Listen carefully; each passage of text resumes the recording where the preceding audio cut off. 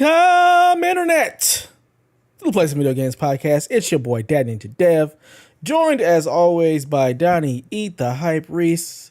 And once again, the promise returns to us. Delvin Cox is back in the building. He's here with us, the man, the myth, the legend. How are you today, sir? Right. So what I missed? Anything interesting happen? Nah, not really. Not much. Not much. Yeah, pretty much. That much. Nothing really happened. Also joining us all the way from the PlayStation experience is none other than Haley, the Platinum Princess herself. How are you tonight? I agree with Donnie. I'm tired.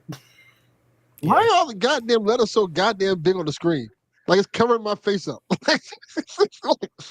They're always that big. That's what you miss. There you go. There you go. We'll cover up Downey instead.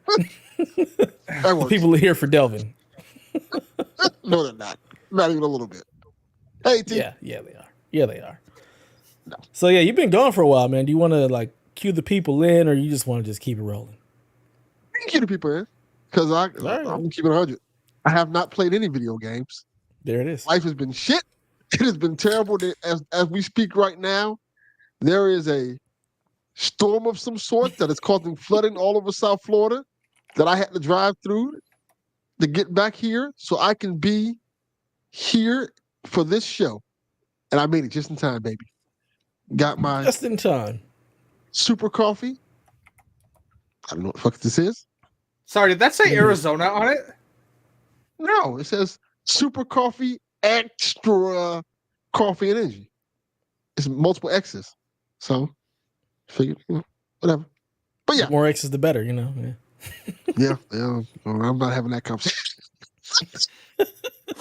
But yes, for those who were curious what was going on, I had multiple family tragedies. All at one like this is fucking insane. All at one point in time. Like for those who know me very well, I've talked about on this show, my grandmother passed. And I'm very, very close to my grandmother. It was a tragedy. It was sad. Had to deal with that. Had to handle all the affairs for that because I was, in charge of that part of the equation. But right before she passed, my father-in-law passed. My kid's granddad. He like just out of the blue. No one expected it. So it was like a wild situation with that whole thing. And then on top of that, while all this was happening, my dad got sick. This was like of all the things. Yeah. And this all happened in the span of I want to say, well, to be completely transparent, from March to now has been awful. Legendarily bad. So let me start from the beginning. Before all this stuff happened, the company I worked for, that I worked with my grandma for years, closed down in March, the end of March. So for about a month, I didn't know where the fuck I was going to work at. Right.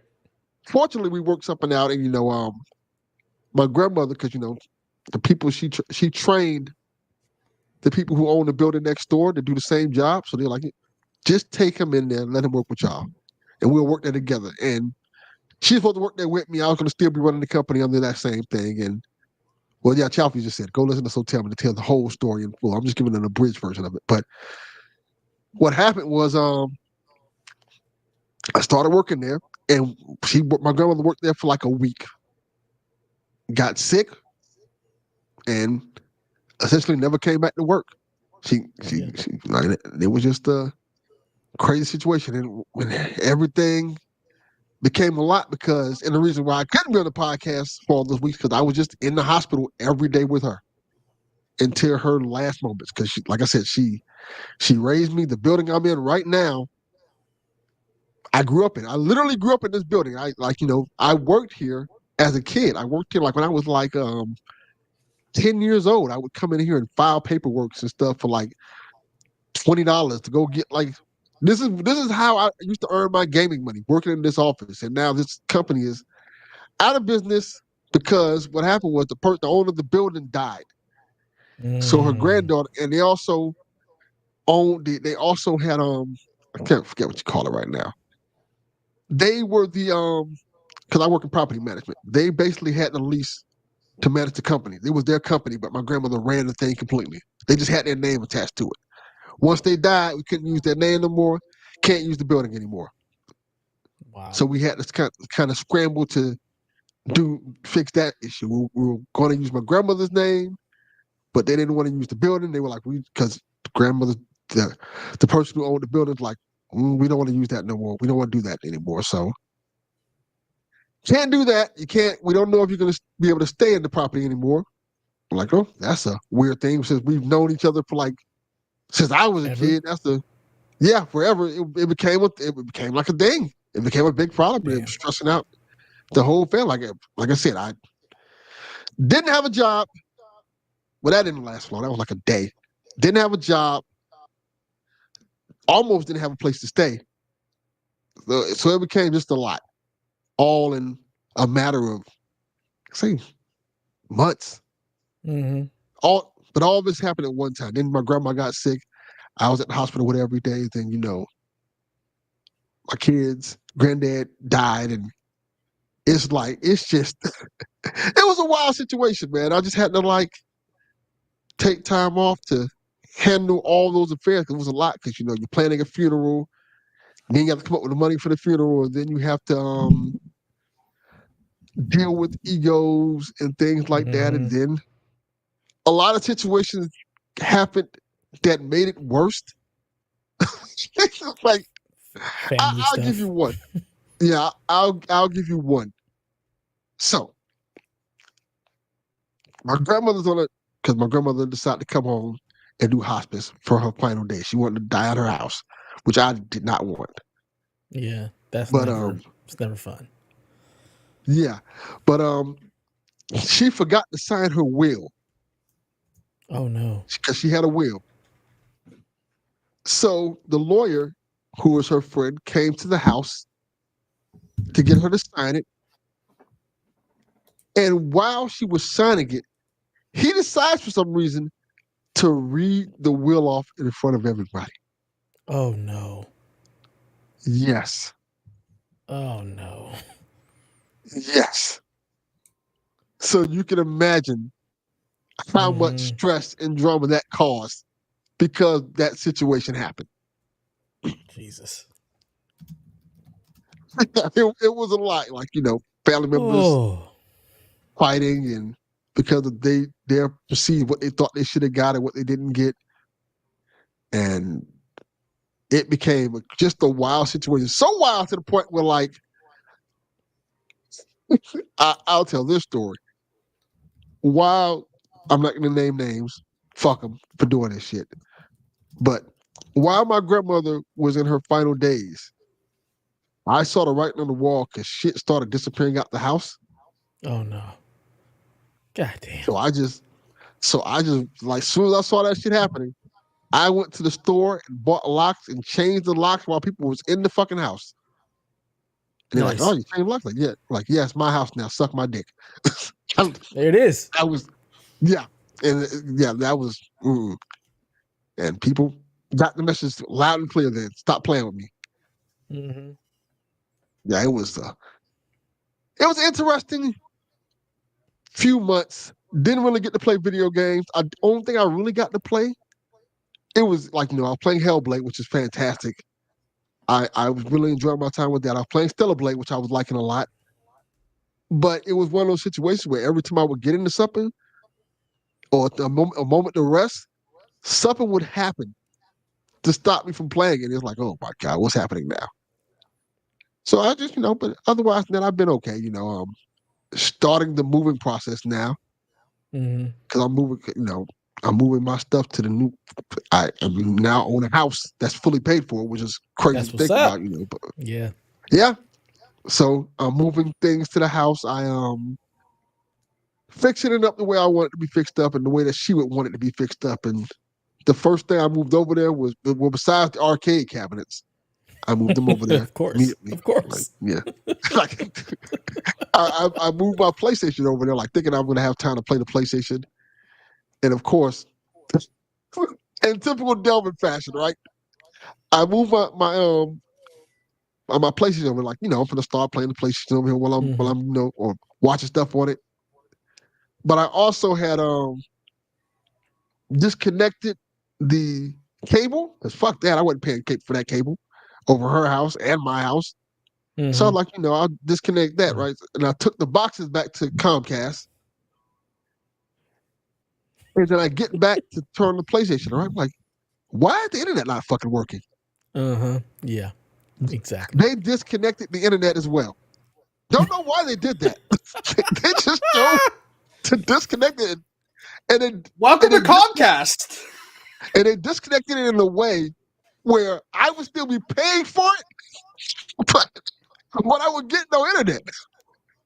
Like, they just deactivate the box. I'm like, yo, y'all can't be playing with me. And of course, because my son was a game share with me, my PlayStation did not work without internet. Like, this goddamn kid. So I was just sitting there staring at a blank screen. I'm like, fuck this. In the box. This is terrible. I had that Shout out issue to last Gabe. weekend, actually. The internet went out here and I couldn't play because Donnie's my game share partner. Yep. That's the problem. Oh, You ain't yeah, got that's the home console. You're pretty. No, that's not true. You could play my games. I could play Stellar Blade, You which could was play the only Hot one I had Shots Golf, downloaded. baby. You are set. You are good to go, Haley. All the Hot Shots Golf you could ever want to play. I don't understand why you need anything else. What are you talking about? You got all the game you could ever want. All I had downloaded from your account is Stellar Blade. So, Well, that's poor planning on your part. Game to play. Yeah. Should have 100% got on everybody's golf immediately.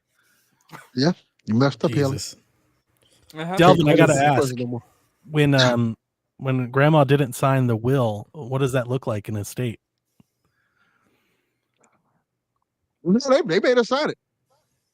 Oh, okay. Oh, my She bad. was on her I thought you deathbed, meant like it literally- legit didn't get signed at all. I was like, that is Yeah. going to be a nightmare. Yeah, that's how the will got read, because on her dying bed, they went there, had her sign off on it. I got you. Okay. All right. Yeah. I didn't track that. I thought that was after. I thought it was like post. Oh, Like no, it no, didn't that get was signed. like I got literally like, I want to say a week before she passed. Okay. When she was still of Well, like sound body and mind, they had her At sign least that off. business was Like, taken care of because, I mean, it sounds like grandmother had a lot to pass down. And, as you People already were witnessed, pissed. sometimes Yes, they were. families rip each other apart. My family ripped themselves apart, rifling through what little my grandmother had. She definitely didn't have property. But like my aunts and uncles, and they're still a divide. This happened 8 years ago. They still don't talk. They didn't talk since. I have two aunts that I haven't spoke since that day. And I was out of it. I do mind you, I was completely neutral. But because I was neutral, I was the bad side. And like, we haven't spoke since, family. Wow. I've had many of those problems already. Yeah. And I can't tell like with who, but I've been having to diffuse fires with people and arguments and stuff like that. And it was like the movie Soul Food, Dev. Oh, shit. Yeah. Oh, boy. Very, Ain't very nothing lucky. can tear you apart like family, man. I tell you. I'm family very lucky. is- Melissa's family, they see a big value in this, is a big deal for them, to where not only do Melissa's parents have all of their stuff taken care of, they actually paid to take care of all of their kids' stuff too. So like, Nice. we're done. The in-laws are done. Like they were like, no, we're not going to be doing this, and they could be fighting over shit. Like, it's all preordained. Since you mentioned that, I'm going to give everybody a PSA. Plan out your funeral. Yeah. Put money aside for it, because I'm telling you straight up, facts is facts. My grandmother did. My Nice. father-in-law didn't. My grandmother's funeral, over $20,000, Wow. and it wasn't a expensive. big funeral. My My father-in-law, $18,000. Yeah. And she didn't have any money for it, so I had to like pay some of it Jeez. because he wouldn't have got buried. my mother This- and my father both died, and neither one of them had any estate to pull from. My dad had a truck that I sold for $3,000, but my dad's funeral was $14,000, and my mother's was $8,000, and that was 10, 15 years ago at this point now, right? So I had to pay for both of those out of pocket. Like, that's just me. It wasn't like a family split. It wasn't divided 5 or 10 ways. That was just me. I was 20-year-old me, just had to eat that. Yeah, So- nah, man. That's why My I've mom was always cremated. There was only the mom's cremation cremated. cost involved. and it was $8,000. Why? We still had a ceremony. Yeah, see, For the we had the family. ceremony at my church, so therefore there was no cost involved. Yeah. I can't even imagine $20,000 for a funeral. Like that's just like that. My dad was actual the whole thing. The casket, the plot, the church, the ceremony, like it was the whole ordeal. But My grandma. Yeah. But she was cremated as well. But they had to have the ceremony with the casket and stuff. You have to rent the casket. Yeah. You have to rent the place, and you have to they do all really that nickel stuff. and dime the shit out of people. And it's almost predatory. Like at least that's Almost. how it felt like. I mean, that's how it felt Almost. to me when I was 20. I was very ill prepared to be in a room making those decisions. It's completely predatory. It should not cost money to die. Like that's just insane. Yeah. Well, it costs a lot. Yeah, it's gonna cost me not a whole lot. Look, cremate me, do the ceremony at the church, and then go find a basketball court and sprinkle my ashes there. Call it a day. So Melissa I don't just throw want. me in the woods in the backyard or something. Yeah, I don't want to plow. I don't want. Nah, I don't need none of that. There's absolutely no purpose in having a body in the ground. Like, what is that? No, thank you. Like, It's a burden to pass on to those you leave behind. You want that taken care of ahead of time. You don't want them to be Since threatened you about stuff mentioned like that. I have a question. Is putting a casket in the ground like bad? Is that like pollution? Probably. No, I mean What? it's usually it's made out of, most of them are made out of wood, right? Sure. Some of like the Usually, brass fittings and stuff like that, but it's all. Oh. I think most of the materials are earth materials. Like they're going to disintegrate or kind of retake by the earth. Don't it's click kinda- that. I wouldn't. I don't think It's anybody kinda- would. We have mods. Yeah. Somebody clean that up. RD, whatever the fuck your name is, suck a dick. There you go. I mean, that's just, it's a bot. They're not even a thing. It's I just know. a bot. No, I know, but like The bots are going to ruin the It's internet if you haven't well, already seen that. If what do it you mean hasn't gonna? already They're happened. already It's ruining the already internet. happening. So Oh, Melissa says it is pollution because it's lined in concrete.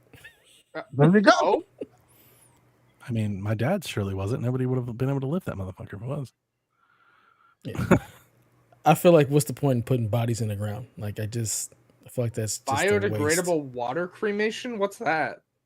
See, Smart, don't- actually. Don't get my wife started. She'll just go down the damn rabbit hole. She'll Melissa, try to school no. you. She'll be here the whole Wikipedia page in 2 minutes if you don't get off. Hey, Just let her. I'm have on it. Hey, that. she can send it to me. I don't care. I'd It's like to not know. that. Oh, well, we can get her invited into the Discord and she can school you after the show. Don't flood the chat with this shit. It's about video games. Is it? No, Supposed to be. absolutely not. Said, damn it, Mel, get out of here with that. Yeah, I mean, you're gonna have her damn beautiful mind on cemeteries right now. She's fucking go powder on everybody. You gotta understand her brain. It's not like everybody else's brain, okay? It's beautiful, I love it, but it's severe. It's completely broken. So Much like Delvin's haircut, broken.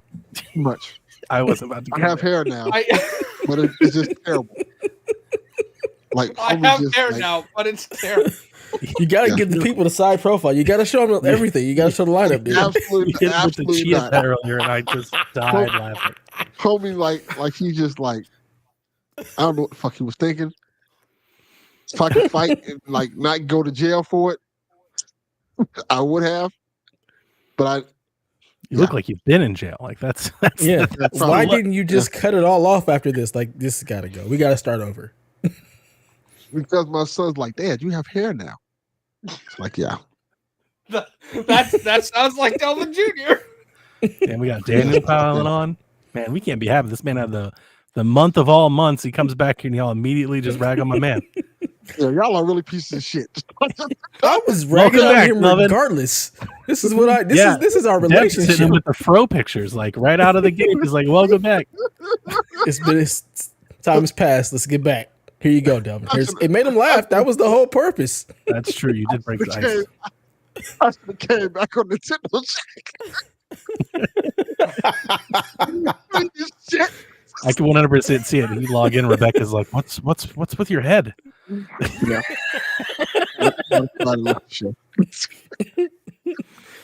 Oh man. Well, either way, we're glad you're back, Delvin. Yeah. Even if you need to take more Yeah. time, Made it alive. It's all good. See, You're we're proud. alive. I'm alive. Yeah. I am You made alive. it through. You're on the other side. Yeah, but 2024 is still young. We'll see. This is That's true. true. That's so That is true. Very true. You guys see the Russian ships in Cuba? Yeah. No. Yeah. Let's go. Like Let's go. We Delvin's just got a let them do storm that. We and just let Russian them ships real close. Just drive all the way over here? Like, what the? we couldn't cut them off, but you better take this shit back over there. World be War bringing III this about to shit crack over here. off. Cuba is very close to Miami. Yes, it is. Yeah, we are fucked. Cuba might as well be Miami. As many Cubans are there, it might as well be. How much so? Jesus. Yeah. Well, I've just been playing Destiny, so that's all I have to say on the matter. It's been great. I'm back. Destiny is great, and I'm gonna play that all summer long. I'm very, very excited. Glad you Donnie enjoyed. is exhausted. Haley, have you been doing anything fun? Yes, I have. Should I've be made it good at all. to Matrix 11 in Stellar Blade. Okay. Which is, I think, the first area after the first open world map section. Yeah. So I'm fun with that. I'm level 82 in Diablo 4 now. Lord Jesus. I finished my battle pass today, so that was fun. Also played for like an hour with my boss and a coworker. So we Cool. we ran a tier 56 nightmare dungeon, which is level 110 enemies. You made all that up. That doesn't sound like real words. I know, Yeah, right? Yeah. sounds made up. And then I've These things are re-downloaded Dragon killing Age. video games. I- Like just the I word battle re-down- pass is what's wrong with the entire industry. She's like, I'm on level 86. I killed 10. I'm like, this is what's wrong with all of it. I This is how we re-downloaded have- this is why Dragon we Age have- This is Inquisition. why we have 18 Concords. Don't worry, it'll all be over soon. Will they? That's true. Yeah, it will be. That sweet serenity's on the way. Russia's I've in Cuba. re- It's all going downhill from here. It'll all I've be over. downloaded Dragon Age with the intention of replaying it as we lead up to Veilguard, which I'm very excited for. And then I've been playing Sly Cooper and the Thievius Raccoonus. PS2 games now on PS5. Yes. For like $40. No. How much Sly are they? Sly Cooper is 10. Tomb Raider is No. as Delvin said, $40. Are you fucking serious? No, it Yeah. is like $30 or PS2 $40. copy of Tomb Raider Yeah, is It's like $40. 30 or It's like- $40. Yeah. It's like 30. and They're it still really like plays- they're gonna it's- Nintendo the hell out of this shit. Is what It they're still saying. plays at like 480p. and all that, right? 480i, yes, 480p. Yep. You've got to be fucking kidding me. Sly First Cooper X, baby. is only $10 or $10 included too with your much. PlayStation Plus premium account, which You know, is I've how never I've really been got playing into it. Sly. I never really played Sly sounds fun. Cooper. It's a fun Neither time. have I. I probably should really have. enjoy That's it. their favorite Remember PlayStation correctly. game. Sly Cooper. Really? Yeah. I've heard people, wax about it for a long time, wanted to come back. I almost played it on Vita. Like while I had the Vita, I was aware that like it was a thing, but I never actually bought it. So Fun. No, it's a fun time. I won't beat be the first paying- area. I won't be playing it in 480. I'll tell you that. If I wanted to play it, I would put that bad boy in PCX and play that like it's intended. Like that's crazy. It's Pretty a fun great. time. It's I had to go into the emulator settings and invert the sticks though, because it's one of the older games where the horizontal camera was inverted by default. That's some Yeah, who Canadian the fuck shit thought right that was a there. good idea? Canada. Blame Canada for all that. Yeah.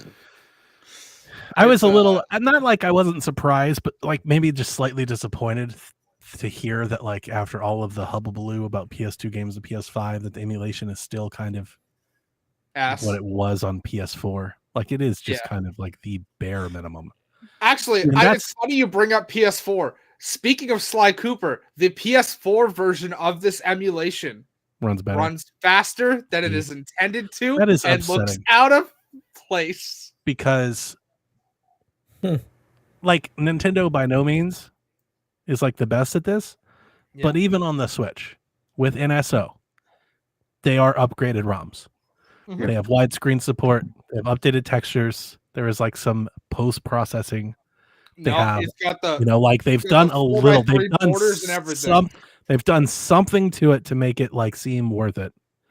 And PlayStation was like, nah, you can have We ain't this. doing Have that it at the here you go. They believe Just take this so shit. much in Generations that you will experience that bitch exactly the way that you did in that. I'm playing As it this game should and there's be. black I'm here borders for it. all over the side. It's like Where I wonder, like, I would be interested to know if, like, some of the emulation people on YouTube, if they would I wonder if they would be like, it's actually better on PS, like, just get a PS2 instead.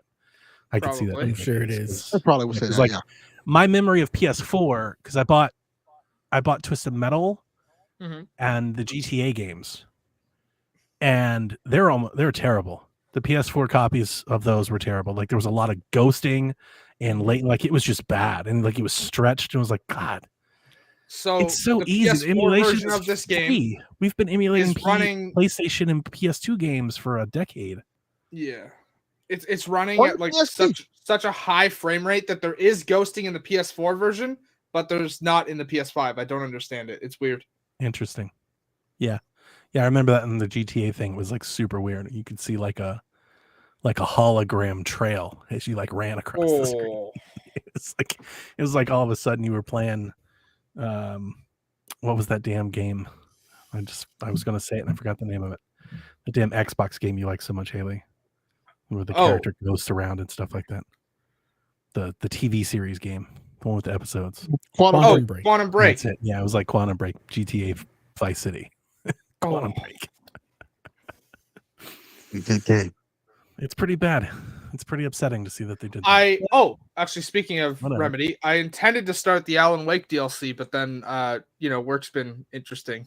So had to do a pet store last night, so that was fun. That's fun. Did they win your wheelchair job too, Ellie? 1 Pardon? turtle. 2 turtle. 3 turtle. What was that, Delvin? Now we counting turtles. Yeah.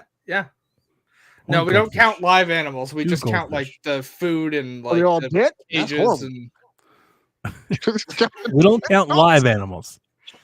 We do have a pile in the back that we do have a pile in the back that we do count, but we don't count we the don't live. count those either. It was funny. My boss had to come up and go, stop looking at the animals. Do your job. At like 4 people last night. I could see that. Yeah, I could see that being a problem. You couldn't put me in a pet Wow. store and not expect me to like play with all the dogs.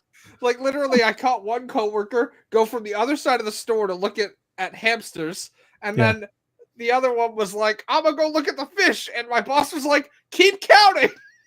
I would just like put a kitten in my pocket and then walk around counting, like with a kitten in my hoodie. I don't think you'd even need to do that. I think the kittens would just jump in your hood. That works. Yeah, I just walk around Yeah. like I got some Yeah. cats. And the boss would yell at me, but look, I'm counting. Mind your business. Look, It I only counted. took- Definitely took the 3 crazy hours. They're cat. short. guy. They're short a couple kittens. I don't know what happened, but short tonight. Hey man, the cost to adopt a cat, if you get 4 of them in your pocket, you've made out. Mhm. They come by my house and get plenty of cats. Oh, that's Hold on, right. pussy over You've there. got Yeah, he's got like 40. It's not the only thing he inherited. now they're really his cats. Yeah, Can you get rid of the parrot now, Delphin? Are we keeping the parrot? What are we doing here? You gotta keep I'll the have parrot. I'll have to keep the parrot. Yeah, you gotta keep Cats, the parrot. absolutely not. What? Yeah, I don't believe that for a minute. Yeah, I don't believe it either.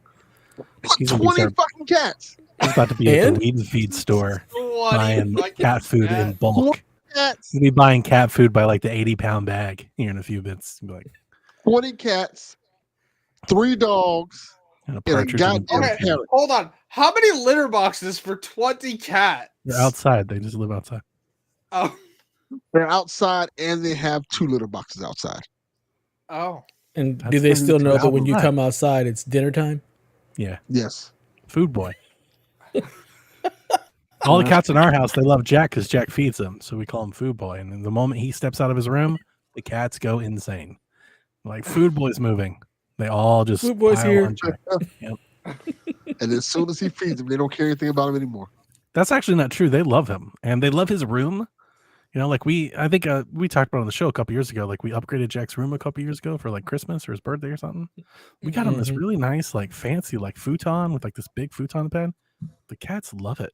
They love, like, he usually keeps his door closed, but anytime he opens it even a little bit, they're like, we're napping with Jack. Like they try to pile in the bed. We want the futon. Yeah. Food boy futon. Let's go. Jack. Have you been up to anything, Donnie, that you feel like talking about, or are you ready to get into this news? Yeah, we got enough news. I played a bunch of demos on Steam Fest. Some that I'll talk about on Shack, some that I talked about before. I couldn't possibly talk about all of them. I guess I could maybe like break them down, like maybe one or two a week, I guess. One that I'll throw out there because Delvin's back is Hollow Body. Play Hollow Body. I saw you talk about it. I downloaded it.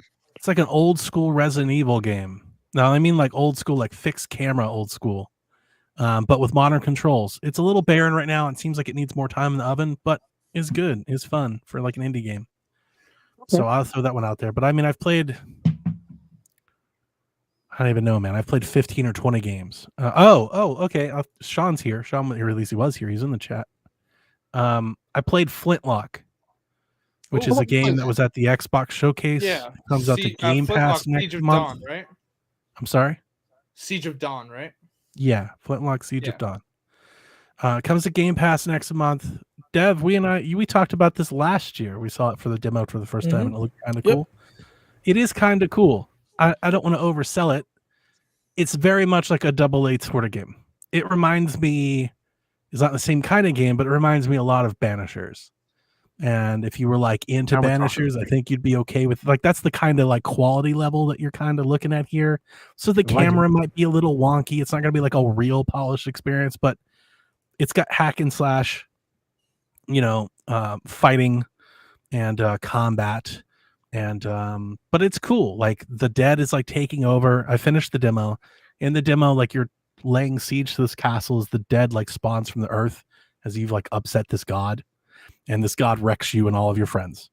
And then you kind of go through the tutorial. You meet this other character that gives you like some magical powers, and then you kind of set out to like reclaim the land. So you go and take back a city, and you got to kill all the dead and the boss there. So it's like Banishers. Probably if the combat was like a little bit more. Like it's not like a Souls-like or anything like that. It's not even like Stellar Blade or Kenna, but like maybe like a rung below that. It's not hard, but like it's not like just press X to win either. If you're not like rolling or whatnot, you probably will die. But I found it to be pretty easy. But it's pretty good. It's a pretty good game. Not amazing. I wouldn't go out of my way. I wouldn't like pre-order the game. I wouldn't buy it day one. But if you have Game Pass, you should play it. Because it's good. Like it's squarely in that AA game of yore. I think this is like kind of like the new AA realm that we don't get a lot of games in anymore. And I think Flintlock, D-Life has to like Evil West. I think Evil West is better. But yeah, it's like that. It's in that vein. That's the sort of thing you're getting into. Which is good. It is good. The character is good. Fully voice acted, which is nice. Right, everybody has voice acting, which is really cool. The character, I already forgot her name. It's like Nora or something. I don't remember, but she's cool too. So it's got a really cool, I don't know, style. Like you're walking around, almost like you're dressed in blue, but it's almost like this turncoat type soldier look that everybody's got. So it's almost like Fable-y, kind of in like character design and stuff. It's kind of cool. So we'll just say that we'll start there, and maybe I'll drop more, week to week. But I could talk to you for days of every one that I played. I played a couple ones. I mostly really focused in on Switch things that I wanted to play that are coming to Switch. So I'll talk about those on Shack. And then I started Doom. Out of the blue, I was like, let's replay Doom 2016. Okay. Because the Dark Ages look fucking awesome. Oh, I'm so like, fucking stoked for that. It's been a long time since I've played Eternal, so I was like, let's play Doom. Let's go. Kind of like you saw Dragon Age, wanted to play Dragon Age, and I saw Doom and wanted to do it. So I played a little bit of that, and that's really all I've been playing. Cool. Well, He's ready to do it. we look forward to hearing more demos throughout the coming weeks, getting into everything. But yeah, let's go ahead and. I didn't even know Summer's Game Fest was this past week. Yeah, you missed all the shows, all the stuff. I didn't know any of that shit was happening. Well, we're gonna recap it for you now, so it's good that you're here on the show. Yeah. So let's get into it. So I structured this by show. We won't cover every announcement, for God's sakes, because there's like over 700 games announced this week. Mm-hmm. But we'll cover like the highlights, and if I miss something, anybody wants to throw something out, you can. Before we start, though, can I just ask, what the fuck was with that like super expensive ad with like Chris Hemsworth and Christina Ricci and Will Arnett? Yeah, that was bizarre. They have this. There was a Summer Games Fest with a trailer that had all these Marvel people in it, and it seemed like this really big production, all these famous actors. And then it was for like a mobile game, like this little throwaway mobile title is what it was for. Yeah. But I guess mobile is like where all the money is, right? Like Monopoly is like the game, like the most successful game of the year this year, right? I blame D-Life and T. Yeah. Yeah. So Donnie, I need you to read all of these games like we're at like Summer Game Fest for me. I definitely am not. I don't have the energy to. So I can experience it myself. If it wasn't for you, I might not even been here today. Like I am really just kind of like empty. I was on the road this morning at 7:30. Had a 2-hour drive to get to work. I did training for 5 straight hours. 2-hour drive to get back home. Like I'm just toast. He's just here so he doesn't get fined. Pretty much. Yeah. We ain't got to talk about this shit. Just kick it. We can kick it. I'm back. Fuck all dudes. That. No, we can't do that. Okay. Here's your first announcement, Delvin. Okay. Yooka-Laylee, the original, not the Impossible Lair, is getting a definitive edition remaster that they are dubbed Yooka-Replay-Lee. It's fucking terrible. Yooka-Replay-Lee. Womp womp womp. It's so bad. That's a terrible name. It's a remaster of the original. It will include new controls, new camera controls, additional secrets, so new mechanics, new challenges, and new accessibility options. And they're going to try to sell us Yooka-Laylee again. I never played it. I played it, and to be honest with you, hated the controls and camera. So like, this is actually somewhat appealing to me. I am not going to buy this game at full price or probably even half price. I feel like this should be a free upgrade to all of us that already bought Yooka-Laylee the first time. They're like, we're gonna fix it, and it's like, but it sounds like they're gonna sell this at full price again. Wasn't the original a Kickstarter game? Yeah. Yes. Now Yooka-Laylee and the Impossible Lair, the side scroller, is an excellent video game, like really good. Okay. But the 3D game, I was like, this ain't it. And for me, and I feel like for most people, when the feeling is off on a platform, it ruins the whole thing. Like I can pick up a platformer in 5 minutes. I'll know if I'll like it or want to put it down. And Yooka-Laylee was one of those. I took Yooka-Laylee around for a spin for 50 minutes. I was like, absolutely not. Like, I'm not going to play a game like this. And didn't ever really progress beyond that. So if they're actually going to fix it, I'm interested, but it's got to be cheap. It should be a free upgrade, but at the very least, it's got to be cheap. Maybe I'll get it in like a bundle. I'll get it like a bundle one day. I'll get it in the Fanatical bundle. 20 games for $13.99 and Yooka-Laylee remastered. It'll be there soon. Yeah, it'll be there one day. Killing Time Resurrected is the next game that's coming from Night Dive Studios for all platforms this year. Have either of you, specifically you, Delvin, played this game? No, I have not. This is a famous game for the 3DO that came out in 1995. I talked about this on Shaq a little bit because not only do I basically love mostly everything that Night Dive decides to remaster, but this is specifically like a horror comedy parody type game. And it's by all accounts one of the best 3DO games that was ever made. It was supposed to be ported to PlayStation, and like I guess they ran out of money or went out of business at some point before they could get finished. So this has just been kind of lost. It's like there was a PC version, but it's just been kind of lost to the past. And it has like these really cool, like it was one of the first games, as I understand it, it was one of the first games that had like FMV video playing over gameplay, like in real time, not like as in a cutscene. So as you're like fighting characters and stuff, you'll see like images, like these video images, like kind of like possess or come over like the enemies that you're fighting on screen. There's also an open world. It's like an open world, like boomer shooter with this horror comedy elements. It just looked fun and kind of for me. So that was one of the pre-Summer Games Fest leaks or announcements that came out. Delvin Esquire ran a piece ahead of Jeff Keighley's Summer Game Fest where they talked about how much money it costs to be included in the show. And this year's show, it cost $250,000 to have a trailer for 1 minute in the show. $450,000 to have a trailer for 2 minutes in the show. And if you went to 2.5 minutes, it cost you $500,000. By the way, that ad that I asked about went for the full 2.5 minutes. That was the big long thing. So they probably ponied up over $500,000 for that spot. Jesus. So, yeah. I'm not surprised about the money because these are video game companies that make like tens of billions of dollars annually. That said,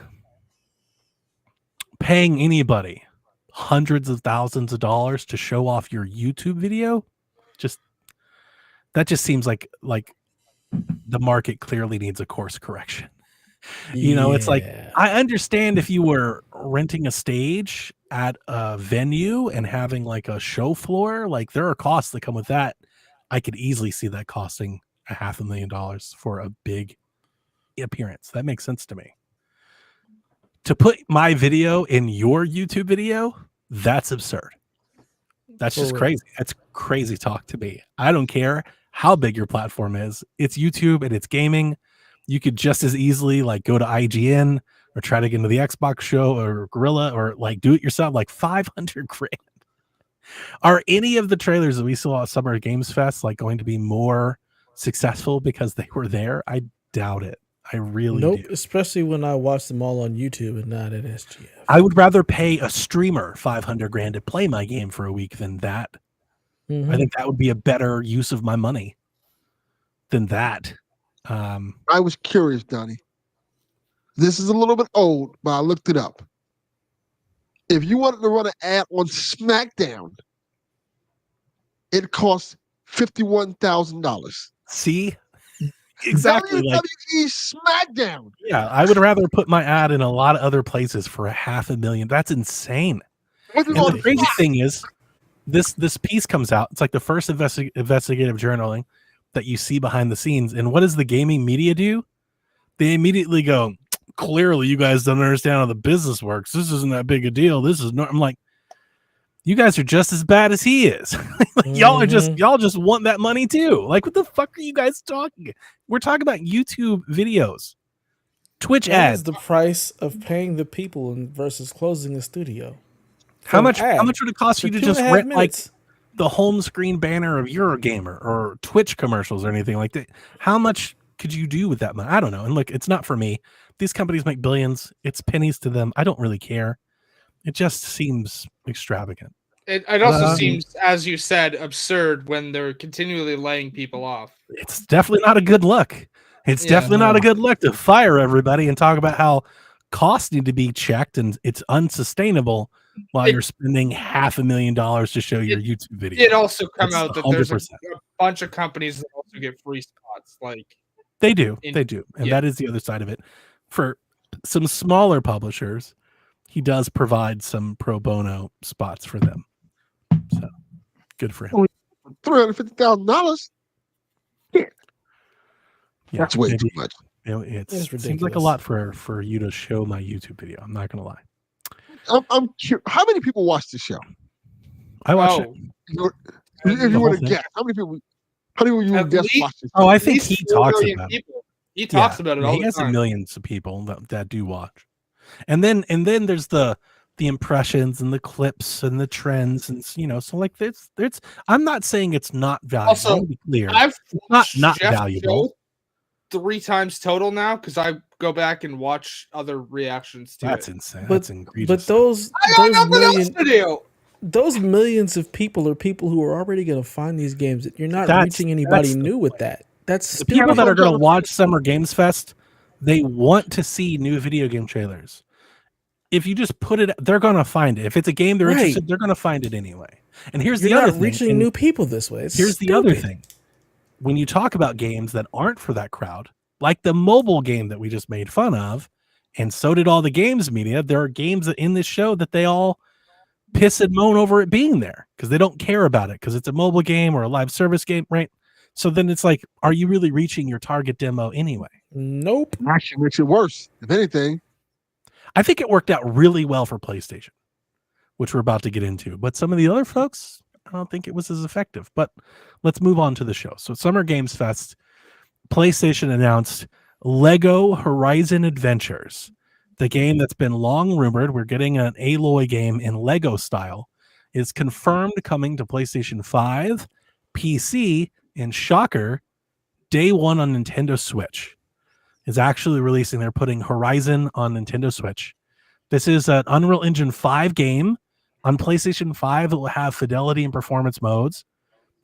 It's 7 to 8 hours long with replayability elements included, which means Lego collectathon stuff. Yeah. They said we wanted to make a playful and lighthearted story inspired by the events in the world of Horizon. It's not exactly a retelling of the first game or a Lego parody of the game. It just reshapes the original in a fun way for kids and families. That was by far and away the highlight for me from Summer Games Fest, the show.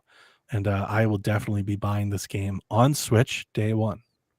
And he'll get to experience it on PS5 through me. Yeah, I get to play both. Haley Pass. I get to see the difference between. I'm very interested to see how they port this down to Switch. So this isn't. Yeah, I was gonna say an Unreal Engine 5 game on the Switch. It's got, like, how's that running? And shit. Yeah, I'm assuming that they're building a Switch version in a separate but I don't know. Like, I don't know if there are Unreal Engine 5 games already on Switch, but like, I do know that I think Unreal Engine 5 was built in a way that it's better for Switch than Unreal 4 was, because Unreal 4 is kind of terrible for Switch. Yeah. So like maybe you can turn all that stuff. It's coming up. We don't have a concrete date yet. It just says holiday 2024. Yeah, it's coming up this holiday. Yeah. So it's like a big game for PlayStation. Interesting. It looks good too. I mean, I would tell you that from the play and the video and the trailer, it looks fun. I always figured this game was coming. Like, even when they built the Lego, so I'm like, oh, that's probably going to be a thing. I figured, like, oh, they'll probably be on Switch too. But I also thought that once they had the Lego Mario thing, they were going to make a Lego Mario game. That makes sense. So I'm happy to see it. Not to discount it doesn't mean Switch will be the same date. No, the press release that came out says Switch day and date. I expect it's going to be the same date. I was asking where was it, because I was thinking it might have been Switch too. But yeah, no, it's coming to Switch. It's coming out. I'm buying it kind of for a big reason of wanting to see if it gets an update and like what it might be on Switch too. Like, that's the sort of game that I can imagine it probably is terrible on Switch and then gets a Switch 2 patch, and it's actually probably pretty good. While we talked about these rumors, I definitely talked about it on Shaq multiple times. I think we talked about it here at least once. When the rumors for this game kept coming out, I kept bringing up, would you put that on Switch? Because, like, to me, it doesn't make a whole lot of sense to make an exclusive Lego game. Like, you're trying to take a property that you have and reach new people, and it's a Lego game. You're trying to reach kids. Where are the kids? Like, they're on Switch. I'm actually surprised to actually see them do it. In all of my times talking, especially with all the history that PlayStation has, I was like, they're not going to publish a Switch game, surely. And the fuck if they're not. So they proved me wrong for sure. Here's a curious part too. If they're putting it on Switch, why wouldn't they put it on Xbox? That's my question. Yeah, we know why they won't, but like I'm kind of agree with you there. Like, if you're gonna put it everywhere but Xbox, we already know how like little Xbox has of the console market, so it's not like it's gonna sell. You might as well just put it there too, but we know why they're not. Exclusivity in the console market right now just means not you. Like it's just not on your box, or it's not on your box, but it's everywhere else. Everyone else except you.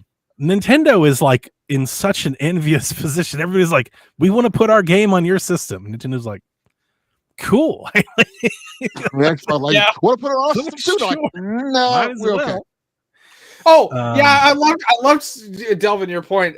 You want to put it on our system? No. I love that Phantom Blade Zero came out and goes, yeah, there's no PlayStation exclusivity deal. We just didn't want to put it on Xbox. We just didn't want to make an Xbox version. So, so that's Lego Horizon Adventures. Any other thoughts on that one before we move on? Looks pretty good. We know that we know that Horizon wants to do like a TV series, and like it seems like they have big plans for this franchise. The fuck out of this franchise. Well, I think it makes sense. This franchise has the world of Horizon has like endless possibilities for merchandise and entertainment. Like it can be a bigger brand for them. And they're doing that. They have. Also, they've already got huge talent attached to it. Carl Urban is going to be on the TV. Well, they got the TV show, they got 2 games, they got 4 games now, essentially, right? Yeah, with more on the way, right? They're making a multiplayer game. Actually. They're making a mobile game. The VR game. Yeah. They have a lot of shoot. 3 is on the way. The multiplayer game rumored to be developed. I don't see why, if they're making a Lego game, depending on how their Netflix show goes, I would make like a Lego cartoon for it too. Like this very well could be like for kids, like what Jurassic Park was, if they do it right. Yeah. You can sell a lot of toys and a lot of T-shirts and shit about something like this. Like Horizon should be a thing. Get this for more franchises. Well, it's hard to when all of your franchises are like, I adopted this kid and then we killed her dad and then like we killed her and we beat her up and it's hard to make those for everybody. It's funny you mentioned Horizon is still the same thing. That's starts with her dad dying. But it's not as brutal and it's a little nicer than that, right? It's not. The beginning is not as brutal. We don't see people's legs getting ripped off all the time and stuff. Let me just chuck this rock at her face. It's not like Ghost of Tsushima or God of War. It's not Kratos literally beating the shit out of somebody with a mountain. I was thinking Lego Uncharted. Yeah. I always thought that should have been a thing. That would work. I think the monsters and the sci-fi in the world, just do a lot more than Uncharted does. I don't know if Lego Drake does a whole lot for the kids. I don't think they care. Probably not. I don't think the kids care about Horizon does. I care about Uncharted. It's a robot velociraptor, dude. Like that works. That's easy pitch to. That combines children. They don't even have to know what Horizon is. It just fucking looks cool. Just make the toy and put it on the shelf. It just looks cool. People want to buy that. It's like Transformers. You don't have to know. You don't have to just do it. It's just cool. I think that's what what are you gonna get with Uncharted? It's like we've got mass murder. We've got Indiana Jones at home. Like he's got a whip and he slides. It's like, what are you gonna do? What's the toy for that? Murder. Murder. Lots of. But I would play Lego Uncharted for sure. That'd be hilarious, and especially if it was a parody. Like if it was a spoof, that'd be great. All right, Alan Wake 2 got its expansion, right? Mm-hmm. So and then it was out like that day or the next day. It was out on the Saturday. Well, it's episodic. There are multiple episodes coming. Saturday. It's digital. It doesn't matter. It'll be out whenever they want. Right. It's episodic, so there's more episodes on the way. And in a reversal of sorts, they have announced a limited collector's edition, which will be ran by Limited Run, published by Epic Games, where you can actually get a physical copy of the game for once. This is for the first time. You can get it with the DLC, and it's $200. I should point out that all the episodes are actually out already. They're all of them are. I thought they were coming. No. There's 3 separate episodes where you play as 3 different characters from the universe. The second DLC coming out later this year is the one that'll be Rob 3000 thanks you. Yes. So all of our one listener that loves that game is very excited. I've actually read in passing that the DLC is very good and the people are loving it. So I say that in jest, but apparently a lot of people like it. And apparently it's like zanier than the base game. It is absolutely zanier. So and people are liking that a lot. Here's what I love. There's a bunch of Quantum Break references in it. Fucking, you've got Haley. 100%. She's all in. Valorant is coming to consoles and has a limited beta on June 14th. So that was a part of the Summer Games Fest show. So again, I don't know if they got one of the free spots, but did Valorant need to spend hundreds of thousands of dollars for that placement? Or could Valorant just been, we're bringing the game to con and put that show on YouTube and Valorant people would have found that anyway. That was the point I was trying to make earlier, but I don't want to digress and go back to there. The only thought that I had when I saw Valorant come up was like, that's not great for Concord. Concord, no, absolutely. And I was like, damn, right on top of them. They're like, and here we come. So another thing I saw is they came out and confirmed that the PS5 version will not have gyro aiming, however you pronounce it. Gyro, gyro. Hero. We'll have gyro aiming. Yes. Oh my God. I'd like a lamb gyro, please. Okay, you get the point. They said it will not have gyro aiming because Xbox doesn't have that. So yeah, that's true. Yeah, they don't. Not until they release that new controller. They don't have any euros. Yes. Which I turned that off a long time ago. The First Descendant is a next-gen looter shooter that's coming July 2nd. It didn't look bad, but of course I'm not into those. Amazon's MMO, New World Eternum, is coming to console this October. Nope. Again, I'm gonna put it one more last time. $250,000, like just to let us know that it's just like the Summer Games Fest wasn't all that great for me. If you don't hear it in my voice, I was just like, it was okay. I watched it and was like, that was something. Like it wasn't really necessary. Killer Bean? Yeah, we're getting there. Sonic X Shadow Generations is out October 25th. It's only $50 and it looks great. It looks great. Let's go, baby. Shadow. So I bet Delvin Jr. is excited. It's a Sonic Generations remaster that has its own additional campaign for Shadow, and it has its own mini Sonic Frontiers world for Shadow, all in one for $50. Let's go, baby. It looks good. This is the only trailer I've watched from this entire show. Did you like it? I didn't care about it, but I watched it for my son. So did him. Did he like it? He loved it. He loves. I thought it looked great. He's super excited. He's yeah, like, me can too. We please pre-order it so I can get the skins for the characters. He's very excited. I have so much to buy that I think this will get put on the bench. But Black Friday, I am 100% looking for a 50% off Sonic game for sure. Because it looks based off of the Sonic Superstars bullshit we got. This looks way, but this is the one to get. And most people love Generations. Generations is the one that most people love. That's the good one. Love Shadow. My son loves it. Yeah. Does Shadow still have his tiny little pistol? Whoa, why you talking about Shadow Pistol like that? My God. Haley, Skinny is doing a play test this fall. I've already signed up. So in the lower thirds of the game, they said it was the pre-alpha or whatever. This game has been in the works for how many years? 7 years at this point. And they are going into pre-alpha, and they mentioned that they also want to bring the game to mobile. And Delvin, you haven't seen the show, right? Nope. So the new skate game looks like an MMO where you and a bunch of people meet up in a skate park and skate together. Yep. Won't be playing that shit. It doesn't look anything like Skate. Here's my favorite part, by the way, Donnie. I don't think you knew this, but when this game was announced, it was announced as free to play. That sounds right. That's what it looks like they're pitching right now. It looks like a free to play mobile skate game. Well, that makes me feel less excited for you. I wasn't that excited to begin with. When I saw that, I was like, I knew what it was going to be. I'm still excited because Skate is by Skate. Sonic. I love Skate. I didn't write down the Bean game. What was that game called? Oh, it's just called Killer Bean. Okay, Delvin, you immediately need to look up a trailer for a game called Killer Bean. This is Grand Theft Auto meets Max Payne, but you are a testicle running around with a gun in your hand, shooting shit. They tell you it's a bean, it's a testicle.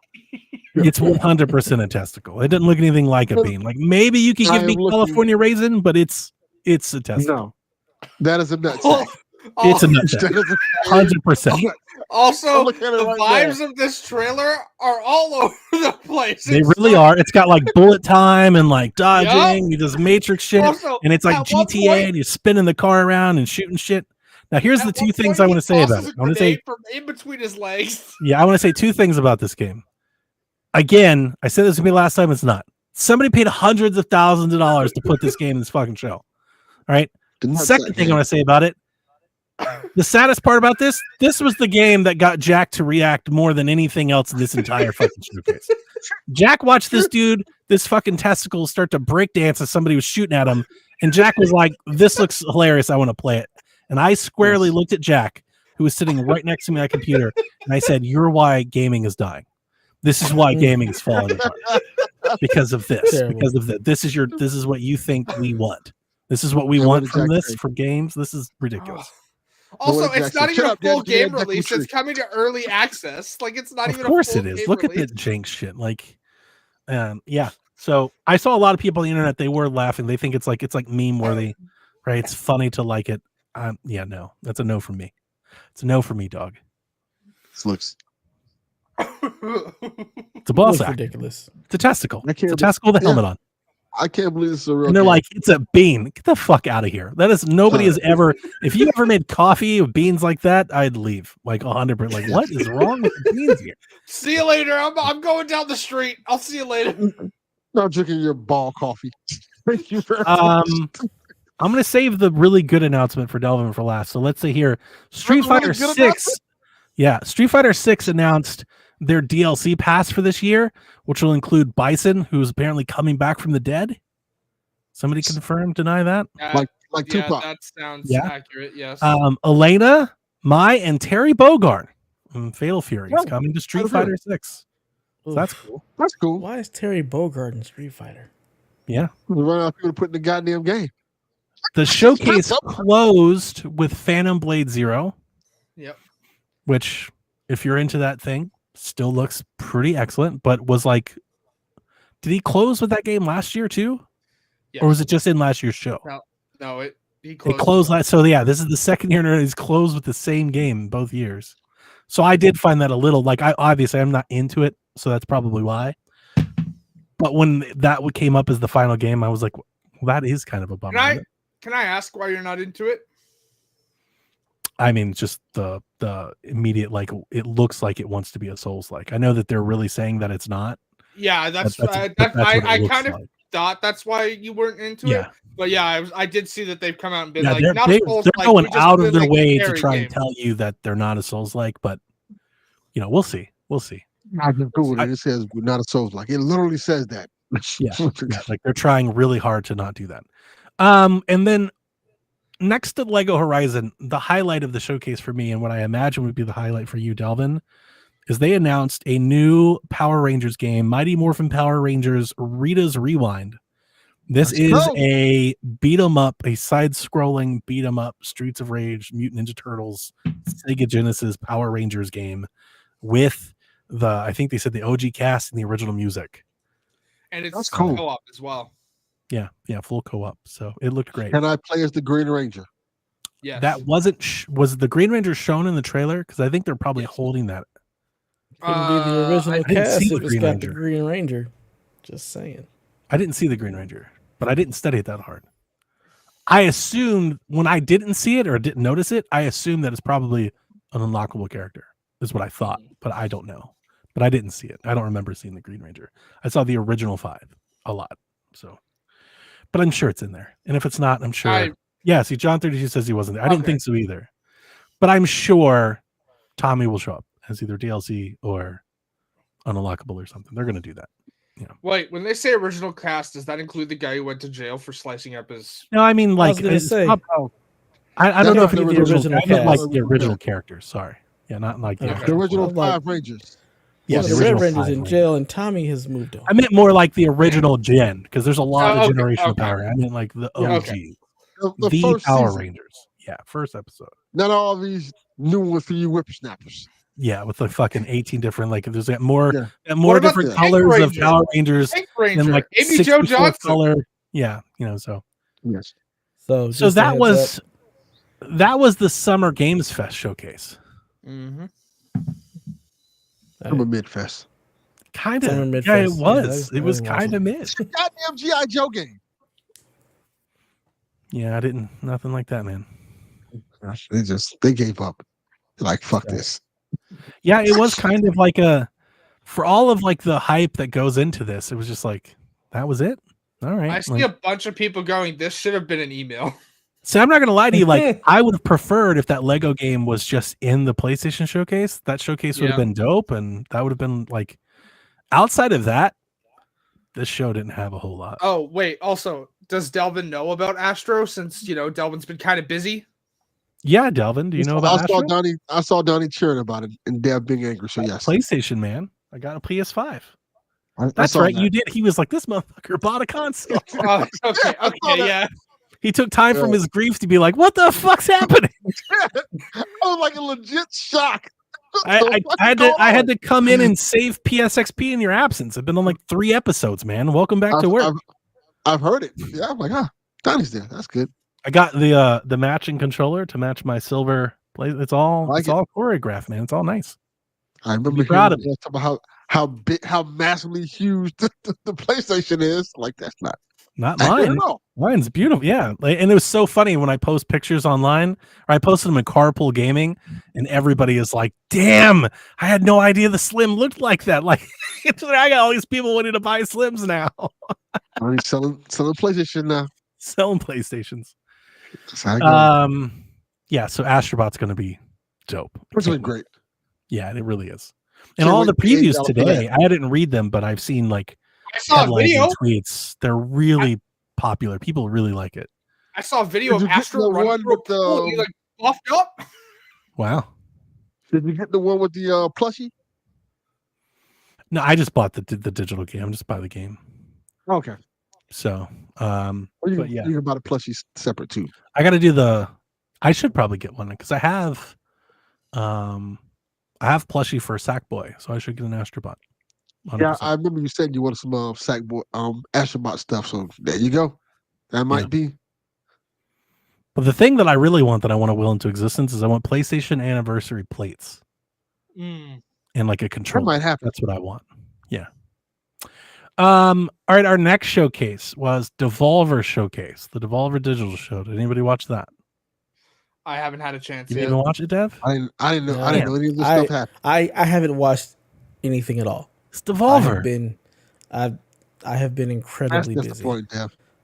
It really is.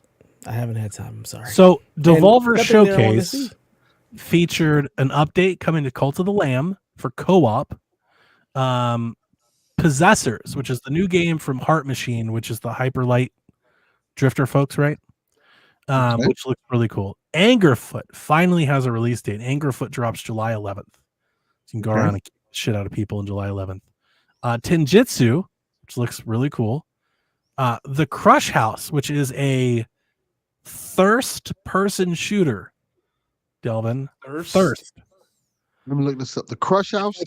The Crush House. It's like a reality TV show where you go around like trying to like photograph people being horny, I guess. It's like the elevator pitch. It's a thirst-person shooter. And then we saw the Talos Principle too. Now, the Devolver show had their theatrics. I really enjoyed this year's. It wasn't over the top ridiculousness. It was like subversive. So we see this guy and he's doing like this weird shit and it's very quiet and you can't really tell what's going on. But essentially he has like Volvi locked in a room and he gets arrested and all like hell starts to break loose and starts to unravel by the end. It was a short showcase. It didn't have a lot of games. It wasn't a very big deal. It was not up to the Devolver shows of past, but was entertaining, was fun while it was there. They released a website afterward that had a bunch of like hidden game codes and the code and stuff of the website. And if you clicked on a certain icon, there was a Volvi like Tamagotchi, like a virtual Volvi Digipet. And if you download it and install it on your computer, like I did, and when I did it, so did Rebecca, and you click the buttons, like Volvi just shits, and you just get to clean up Volvi shit, and like that's it. That's all you really get to do. Ridiculous. So it was ridiculous. That Tenjitsu game, I wanted to love it, and then they It said good. that it's a roguelike, and I was like, never mind. It is a roguelike. The Future Games Show, which barring like I don't know if you count the State of Play, but barring the Xbox showcase, I actually really enjoyed the Future Games Show a lot. I wrote down a bunch of games. So I'll read them quickly, and then I guess I'll highlight any of the ones that I saw. Bogdan's Cross, The First Dwarf, Nobody Wants to Die, which got a ton. That was like every showcase. They really, really trying to push that game. A game called Clockwork Ambrosia, Parcel Core, Anton Blast. They did an entire spot about games with demos. There was a Netflix spot, and the games are coming to Netflix. Got to see a new Space Marine 2 trailer. Skim was there, which I've been playtesting with the developer for a while. I talked about it on Shack. It's pretty cool. Sonokumi, fucking dope. That's definitely a game to remember. Sonokumi, Sonokumi. That would be that Katana Zero Hotline Miami type thing that I tried to peddle to Dev, and Dev was like, "Get the fuck out of here with that nonsense." No, thank you, friend. Eternal Strands. We saw an Unreal Engine 5 sizzle shot body cam, that like cop infiltration shooter game that's blowing up on the internet was there. And then I saw a streamer say they were afraid to play that on stream in case they got banned because someone didn't know it was a video game. Yeah, everybody. It's like that game looks insane, ridiculous. Yeah. And then Starship Troopers, Extermination got their big trailer. It's coming to console. It's coming out early access, and then out of nowhere, Casper Van Dien is in the game. Like he's there as Johnny Rico. He's in the Starship Trooper game. And just while we're on the topic of Casper, he was there on Giant Bomb at Night with Jeff Grubb. He was just hanging out with them for like an hour, like talking about video games and shit. It was awesome. Rebecca didn't know who the fuck he was. That's true. Yeah. I think that was really sad. I was like, Johnny Rico. She was like, who? Richard Grieco? That should be like Richard Grieco required watching to be a part of PSVG. If you ain't seen 100%. Starship Troopers, I've seen Starship Troopers. What are you doing here? So of this show had a lot of games that I wanted to play. So I've played The First Dwarf. I've played Clockwork Ambrosia. I played Parcel Core. I played a bunch. Like I said, I've been playtesting Skim or Shim or however. I thought it was Shim. It's SCHIM, but the developer on the showcase said Skim, and I was like, oh, I've been just saying it wrong the whole time. So I'll shout out First Dwarf here. I talked about it on Shack. This is a survival craft game. You're like a dwarf, and there's like a dragon, and you can like swap between the two characters. So it's like a dwarf from like Moria or like Spyro, and you can swap between both characters. They both have their own powers. Cool thing about the dwarf is that there's a mech, and you can get into the mech and then use the mech to like do the tree punching and to do the stone punching and all that shit. And then you build a little base and you do all the collect things and you fight all the things. You know, it's one of those survival craft games. It's really good, really polished for a game that's only in like early access. And of all of these games that I've played, Moria, Valheim, all of that sort of thing, this is the best one I think that I've ever adapted to controller. I can play it 100% on the controller, zero problems. Everything works as it should. So if you're wanting to try one of these games on console, The First Dwarf would be probably my recommendation to anybody that's never really done a game like this. It's very nice. I played Clockwork Ambrosia, the demo, and it was a busted mess. Like none of the voiceover worked, none of the menus worked. It like crashed. So maybe put that one back in the oven for a little bit. The last one that I'll shout out from the Future Games Show is called Parcel Core. Parcel Core is fun, and I think all of you actually might enjoy it at some point. It's super colorful. It reminds me a lot of son, I should really write down notes or write down my thoughts because I cannot remember the game. Why do we not pronounce the P and the S in corpse? Why is it just core? That's a good point. Yeah, core. What was that skating game that came out last year where you rollerblades like kind of like Jet Set Radio, but it wasn't? You know what I'm talking about? Yeah. I do, but I can't place the name.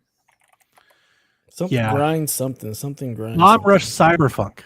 Bomb Rush. Okay. Yeah. This game reminds me of that. It's like Tony Hawk, but you're on a bicycle, and you can like wall ride anything and grind all the rails and everything. And the game is like DoorDash or Postmates. Like you go to these different places and you scan the code, and they have you deliver a package somewhere. Like Crazy Taxi, where you have to get there. Crazy Taxi, but on a bike. Yeah, but it is Bomb Rush Cyberpunk. There's like big Splatoon, big bright, colorful, vibrant graphics and stuff, and all the menus are like very that way. That game, I played the demo. That shit was like finished. Like maybe they're just making more content, but when I played, I was like, this is just a game. So if you've got a Steam Deck, go try that out, because it is fun. If you're into that, like fuck around in like a open world, and like see if you can grind the fountain or pull off tricks or anything like that, it's a really fun game for that. And there's ramps and secrets and things hidden around you can find. So that was the Future Games Show. So Delvin, Dev, how are you feeling about the showcases so far? Glad I didn't watch them. Yeah, that is kind of it. A lot of the non-big shows, like the Gorilla, the Day of the Devs, the Future Game, they were all just indie based. The Cozy Gamers, the Women in Gaming. When I tell you, I watched every one of these, and I was live tweeting from the PSVG account and like sharing articles and stuff like that. I must have saw like 700 indie games. Like they all just kind of blur together at some point. You're like, this is just too much. I really think it's too much. Like I'm all about marketing, but like when you market everything, like you're marketing nothing. You can't stand that because you've literally shown me so much. It's hard to remember anything. I would be in vogue of like paring it down a bit and highlighting things, curate, try to pick the best of the best, as opposed to, like I don't know how these other folks, maybe they're selling space too. Like maybe the Guerrilla Collective is selling space at $50,000 a pop. That's why they announced 75 indie games. I sat down and watched a showcase of 75 indie games. Just for reference, that show started as I left for work on Saturday night. It's insane. And when I came back, they were like, hey, here's all this stuff. And I'm like, the fuck? I was gone for 3 hours. So like I'm here for it because I love just seeing games, especially experimental new games. But like most people are not. And like, how do you message that out to anybody that's going to be buying games? Here's 75 trailers to look forward to. Like the whole point of a showcase is for somebody to sit down and go, these are the 15 good ones. Let's show those. But nobody does that anymore. They just showed everything. As John 32 says, shout out to UFO 50. Yes, I did shout that out on Shaq. Delvin, put that in your Steam wish list. UFO 50. UFO 50. It's a compilation of a bunch of like indie, like 8-bit games that all tie together, but they all have a bunch of different game styles. Like one of them is like a golf game, one of them is like a Pac-Man game, one's a platform, one's an action game. So it's all an old compilation. You put them all together in one. So, all right. So let's kick it up a notch. We're not going to do the whole thing because in your Place of Video Games feed, there is a 3-hour podcast with myself, Josh, and Sean Capri, where we literally walk through every single announcement in the Xbox showcase. But what I will tell you, Delvin, if you didn't see it, the Xbox showcase, amongst all the games, had trailers and release dates for Gears of War, Fable, South of Midnight, Doom, Black Ops 6, Avowed, Metal Gear, and Assassin's Creed Shadows. It was a pretty fucking awesome show. Like, I'm not gonna lie to you. As showcases go, this is like the big showcase that like people miss and want. They want these big brand, these big marquee tentpole game. Xbox showed up with them in spades. They had I saw was South of Midnight. That looks awesome. It looks South of Midnight looks great. Fantastic. It looks really good. Yeah. And that's next year. Yes. So some of their stuff, I was a little critical because some of their stuff that's really exciting is like still a ways off, especially some of the stuff that's been in development. So like we saw the new Perfect Dark, Delvin, that was there. No Perfect Dark still looks years away, probably. State of Decay 3 looks fantastic. Well, I don't know how much of what we saw from State of Decay 3 I didn't see that either. looks like anything State of Decay 3. Like how much is that is like animations and cutscenes versus gameplay. I had a hard You time know telling. any of this stuff happened. Dragon Age was also in the Xbox show. It that was, the first and here's my it was a terrible favorite, trailer. Though. It was a terrible trailer, but here's my favorite thing: watching everyone freak out online about that trailer, as if Dragon Age hasn't always been bad at showing narrative trailers. I don't know if they have or not. I don't know. Yeah, all I knew is that the thing. way that they showcased it made it seemed very similar to like how the hero shooters do their trailer. Like it was just like it was a reel of meet this person and meet this person and meet. I was like, but show me the game. Now they did on Tuesday. They did. The next day they actually came out and here's what Dragon Age looks like, and I watched it and it looks great. That looks like what Dragon Age should. They should have that in the first trailer. Do that first. But that's neither here nor there. Those are the big games. Fable looked great. Gears of War, Delvin, if you didn't hear, it's Gears of War E-Day. It's a prequel. They're going back to like it's like in the trailer they showed, it was like the OG trailer. They had Mad World. It's young Phoenix. It's young Dom. It's gritty. It's the Brotherhood. Baby. It's old school Gears of War. It's a return to form for Gears of War. Mm-hmm. You're getting Marcus present, baby. Yeah. I don't know where among E-Day it's going to be, but I love that in the trailer, like Marcus smashes a TV that's got like the emergency response alert on it. Yeah. Into the local head. Any thoughts on any of those things before I move on to the other announcements at the Xbox thing? I mean, Delvin might also be excited for Life is Strange. So that's true. Life is Strange coming this fall, Delvin, the new one. Well, that's great. That was also at the Xbox Max. Showcase. Yeah. Max. Yep, Max is back. Great. That's awesome. And also, with your universe stuff, she has the ability to have multiple like timelines in the future, so she can like. Which, I see people going, did they change her power? I'm going, no. If you read the comics, her power evolved. It's not just using. Yeah, but people don't read the comics. I was going to say, you have to read the comics. Come on, man. So she's Doctor Strange. Yeah, basically. Yeah, she's Doctor Strange. I like it. That's good. Yeah, so like by all accounts, we're gonna get into the hardware and the interview with Phil after this. But by all accounts, I thought the showcase was great. It's definitely what it was very Xbox has been needing. There was a lot of games. It was very fast show. It was back to back to back trailer. There was very little talking, very little interviews, and it was just it had my main takeaway from the Xbox show is it had like a big fight feel to it. Like it felt important because it wasn't of all the showcases that were there. It wasn't a bunch of indie games. It wasn't a bunch of studios and publishers you never heard of. It was brands, Dragon Age, Metal Gear, Assassin's Creed, Call of Duty, Gears of War, Fable. Like it was bang, bang, bang. Let me ask the $1 million question. I think that might be, well, it might not be important. How many of these games are console exclusive? Yeah, and that is the none of them question. Mentioned console exclusivity at all. I didn't even mention Doom, which they showed Doom, the Dark Ages, the next Doom game that comes out next year, and it looks fucking incredible, Delvin. Like it looks awesome. Slayer's got a fucking stake gun that he shoots a dude against a wall. He's got a fucking shield, dude. That's a Lancer. It's got a chainsaw on the out that you can throw like Kratos to get that shit back. It's like some Turok shit. It is very good. Also, should note, this trailer was shown 5 minutes later. There was already a blog post up going, coming to PlayStation. Yeah, well, Doom is coming to PlayStation day one. Yeah. Call of Duty's coming day one. We'll talk about their multi-platform strategy, but none of the other games were announced as coming or not coming. So, like at this point, we don't know. Yeah, I was curious. What we do know is that they're all coming to Game Pass. So, you want to buy them somewhere else, maybe you'll have that option, but they are all coming to Game Pass. So, like, even Call of Duty, if you didn't know, Call of Duty is confirmed will launch day one to the Game Pass. So you just get to play Call of Duty. They announced new hardware or hardware revisions.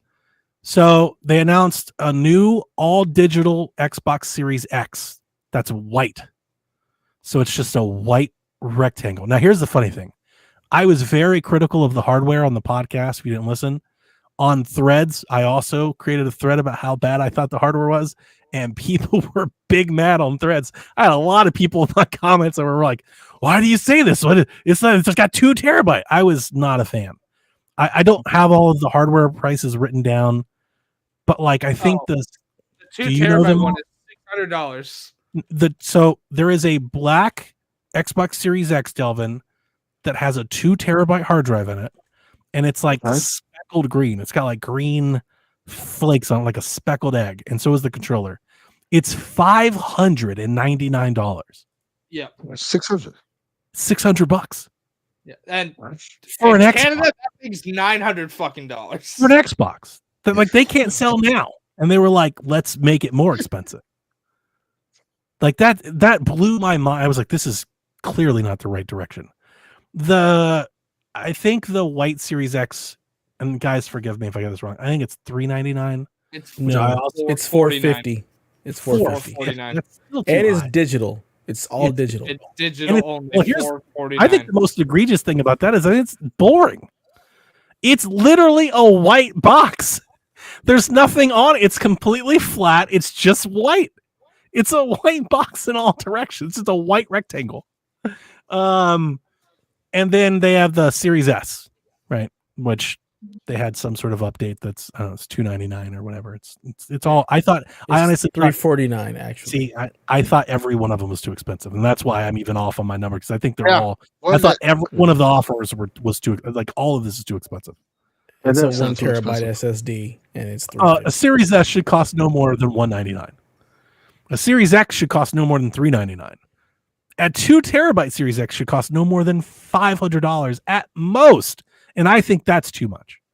You know, like people are like, it's got 2 terabytes. I'm like, yeah, SSDs, if you haven't looked, are plummeting in prices everywhere.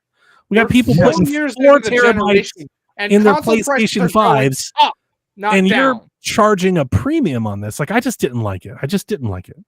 Yeah. That was like my big miss from the entire thing. I was like, this is not good. I guess, Donnie, this answers your question of whether or not they're going to try and emulate the $800 handheld market, because clearly the answer is yes. Probably. Yeah, probably. Yeah. They're probably about to show up with some Xbox handheld that's very expensive. But here's the thing with in that market, that might be okay to some people. In a console market that you already are struggling to sell, making more expensive ones to me just seemed like a terrible idea. This is what I'm saying, right? We're 4 years in and console prices are going up. And, and the people are like, well, the components are getting more expensive. Okay, well, then sell it at a loss. I don't know what to tell you to do. You need more people. You need more people subscribing to Game Pass. You need more people buying games. So I don't know. Figure it out. I don't know. I don't run the business, but they got to figure it out. I didn't like it. I also didn't like the designs. I thought the speckled egg was an ugly look, especially the controller. It's pretty gross. That controller looks pretty gross too. Something about the digital Series X. You take the hard drive out, but you don't slim the case down or redesign it at all. You literally just ship it in a blank case. I don't like. For some reason, I'm like, okay, if you're making a digital model, like make it smaller. You know, like try to do. They did none of. They're like, yeah, no, we're just blank, just a blank wall. Like I feel like you should put a design on it or something. Of all these games you just showed, make a special edition. And buy one of those a wrap. The wrap. Just go buy a wrap. They haven't made any. They haven't made one since Starfield. Not a one. Yeah. No, they're not saying we're going to give you more wraps. Just go buy the wraps that already exist. Yeah. You don't need new. Here's the new thing. It's got a larger SSD. It's all white. No disc. Go ahead and buy a wrap. You're good. Yeah, I'm not a fan. And then Phil Spencer did have his interview with IGN, and we got to glean a couple of things. So he was pressed on the handheld thing. Ryan asked him, and pressed is actually an interesting word because I don't think Ryan did a whole lot of pressing, period. No, he did not. He did ask him about a handheld. And Phil's response to a handheld was, I think we should have a handheld too. Now, Ryan followed it up with saying, like, okay, you won't tell us if you're making a handheld or not. So if you were going to make a handheld, hypothetically, would it be something that would be streaming focused, or would it be like a native handheld? And Phil responded, I like my ROG Ally, I like my Legion Go, and I like my Steam Deck. I think being able to play games locally is really important. So Xbox is going to make one of these handhelds. Like, that's the big takeaway from this. Like, he wouldn't say any of that if they weren't. They're going to make one of these handhelds. Yeah. They're working on a handheld, and I don't know. I don't know if it's coming next year. I think it'll probably get announced next year. I don't know if it's coming next year, but they're making one of these handhelds. They're going to try to do I was this. thinking they were just gonna make a Rogue Ally like, hey, the Rogue Ally is now just the Xbox one. Yeah, I don't know. I think if they were doing that, we'd already have it. I think they're making their own. Personally, I think they're going to make their own handheld. I think they're going to make their own console too. My question is, are these separate products? Or are they somehow going to make them this like together, like a system? Are they going to sell this like some sort of fucking Switch thing? So here's my issue with this, right? If they make it the same and it has to meet compliance standards, we know the other handhelds can run slimmed, like sometimes you got to run at 30 FPS product games. You already have developers complaining about the Series S. Yep. Yeah. What are we doing? We talked about this months ago when somebody wrote in and was like, just make the Series S and make it a handheld. And we talked about all these reasons why that on paper, that sounds easy. And in practice, you could like probably make something that kind of feels like that. But there's a lot of things to think about that, right? We're talking about chips, we're talking about upscaling, we're talking about, ARM, we're talking about, there's a lot of things there, power, wattage, battery. It's not that easy. And that's for them to figure out. Again, I don't run the business. That's for them to figure out, but it sounds like they're going to try to do something. And that's what makes me think that it'll probably be a separate product. They'll probably have, this is our Xbox console, but if you would prefer, we have this handheld that will play most of the games, and the ones that it doesn't, maybe it can stream them, and like they can probably make that work and kind of massage it out that way is what I expect they're going to try to do, which I don't hate. I think being different is probably a good thing for them right now, because clearly them trying to be the same thing, they're getting their asses kicked. So be different, and maybe this is the first step to that. I would rather them just go all in on the handheld personally. Like if you're going to go down that route, then do what Nintendo did. And literally that's the console. Do the whole thing. It's just this. And we target this spec, but I don't think they're going to do that. He was asked about Tango and Arcane Austin. And I really think Ryan let him off the hook. Phil was really excited. You could tell dude was loving the reaction to his showcase. Like he was just so happy and really, and he got to this question. He goes, look, his response was, I have to make bad decisions or tough decisions sometimes that I don't like to make it, but we have to run a sustainable business and we have to make decisions like that. And that's the part where Ryan let him off the hook. The moment Phil Spencer answers your Tango question with sustainable, your immediate response should be, didn't you just spend $70 billion? Yeah. Like how unsustainable is your business? What are we talking about here? Like, what is I would follow that question up with 5 questions. How much does closing Tango save your bottom line? How much did it change? Do you mean closing this studio made your whole business sustainable all of a sudden? Like, what is that? What was the impact here? But he didn't. They literally, he said that answer and they just moved right on. Yeah. Which they probably had to agree to that in the first place. He would get the interview. I was going to say it probably had to be, there's some agreement there for that.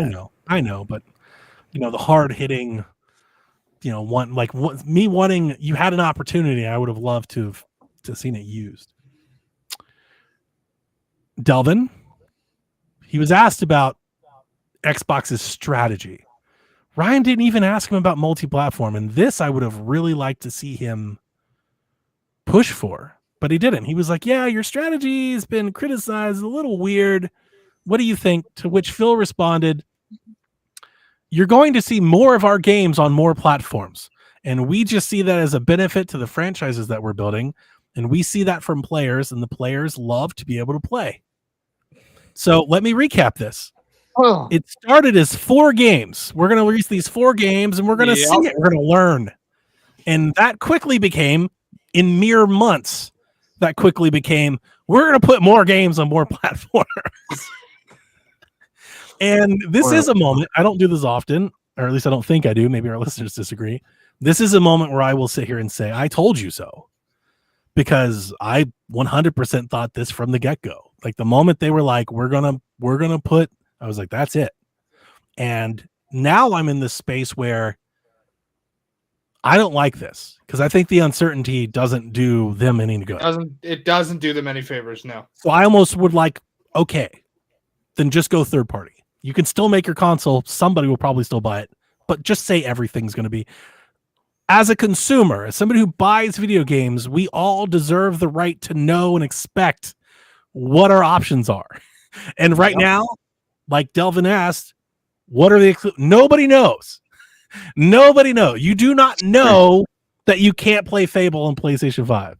You may think you don't, but you don't know that. Nobody does, and nobody can say. Do not know if you can play Indiana Jones on PlayStation 5. We have no idea. We have no idea. Yeah. Maybe you can, maybe you can't. We'll find out as we go. By the way, during the Indiana Jones trailer, anybody else find that choo-choo train bit a little weird and out of place? I didn't, but I don't want to get off the topic. Delvin, were you sleeping? I didn't watch it. No, I'm not sleeping. Sean wants to know if you were sleeping. Not yet. So Sean brought up a thing where he's kind of going this like this back compatibility thing where he was kind of pitching that like, okay, you remaster Halo 1 and you put that on PlayStation and that might get somebody to buy a new Xbox to play the new Halo. And I think that's, I don't know, like I could see that. I just don't think that's what's going to happen. Because here's one thing. I don't think people are going to switch behaviors like that. I think the moment you start delivering Halo on their console, they're just going to keep waiting. Okay, I've waited this long. I'll just keep waiting. I'll wait some more.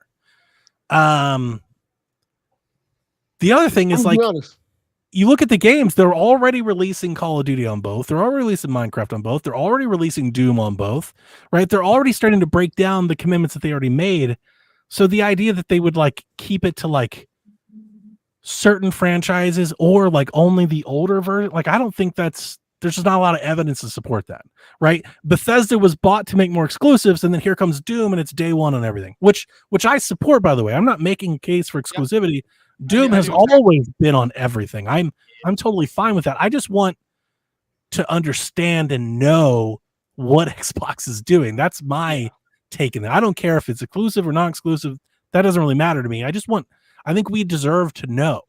Like the point that I brought up, Delvin, while you were gone, PlayStation had a showcase, but with that showcase, they also had an investors meeting.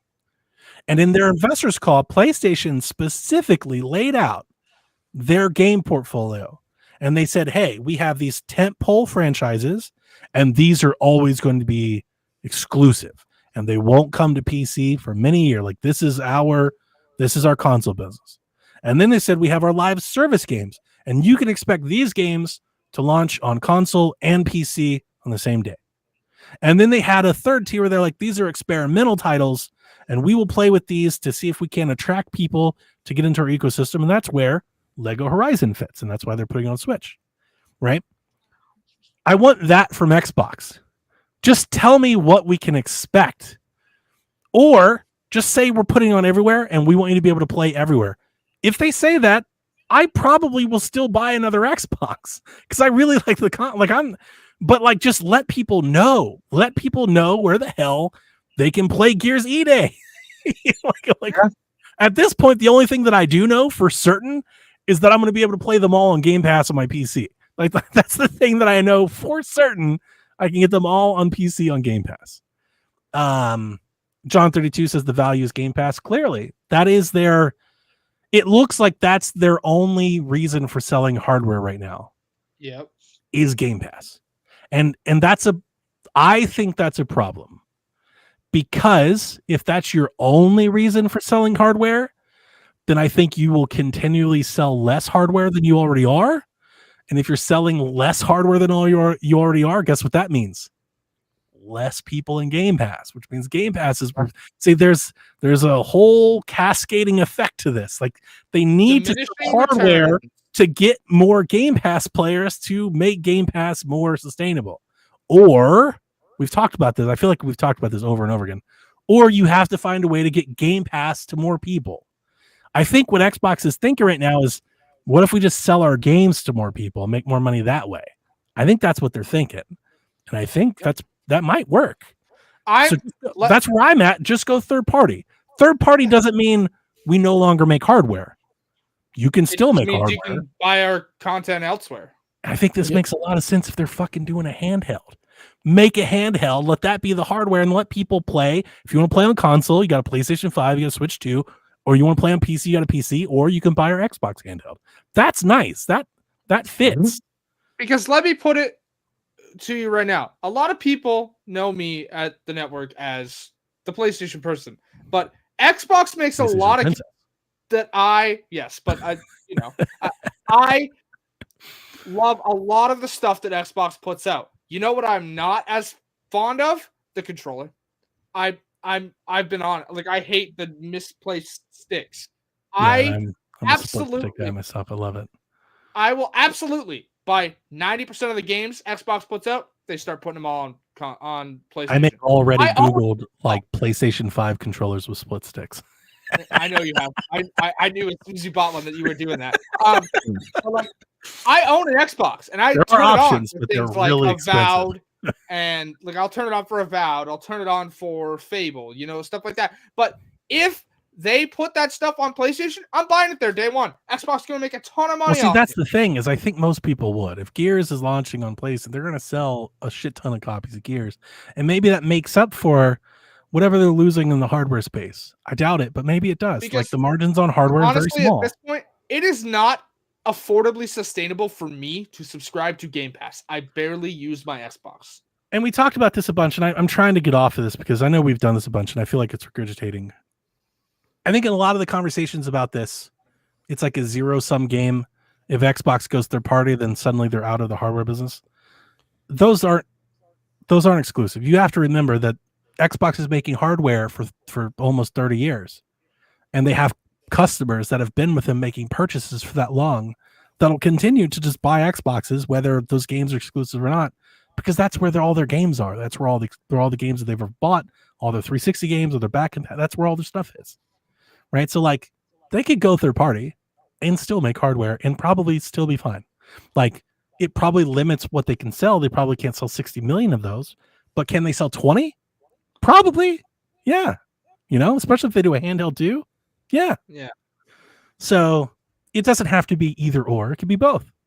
They could both publish their games everywhere and still sell hardware. And I just think like the Twitter, Reddit, gaming, like the gaming forum community, they just can't have that. That like breaks their fucking brains.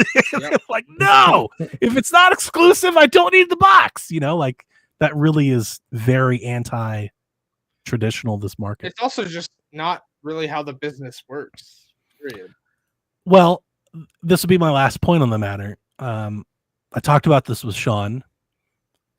I heard about this on a YouTube video that was recommended to me. I forget the podcast, a gaming podcast, one of the ones that like clips out. But the point that they were making is like, you look at what the Steam Deck is doing now, right? Delvin's got a Steam Deck. I have a Steam Deck. A lot of people have Steam Decks. They're not selling millions, but they're out there.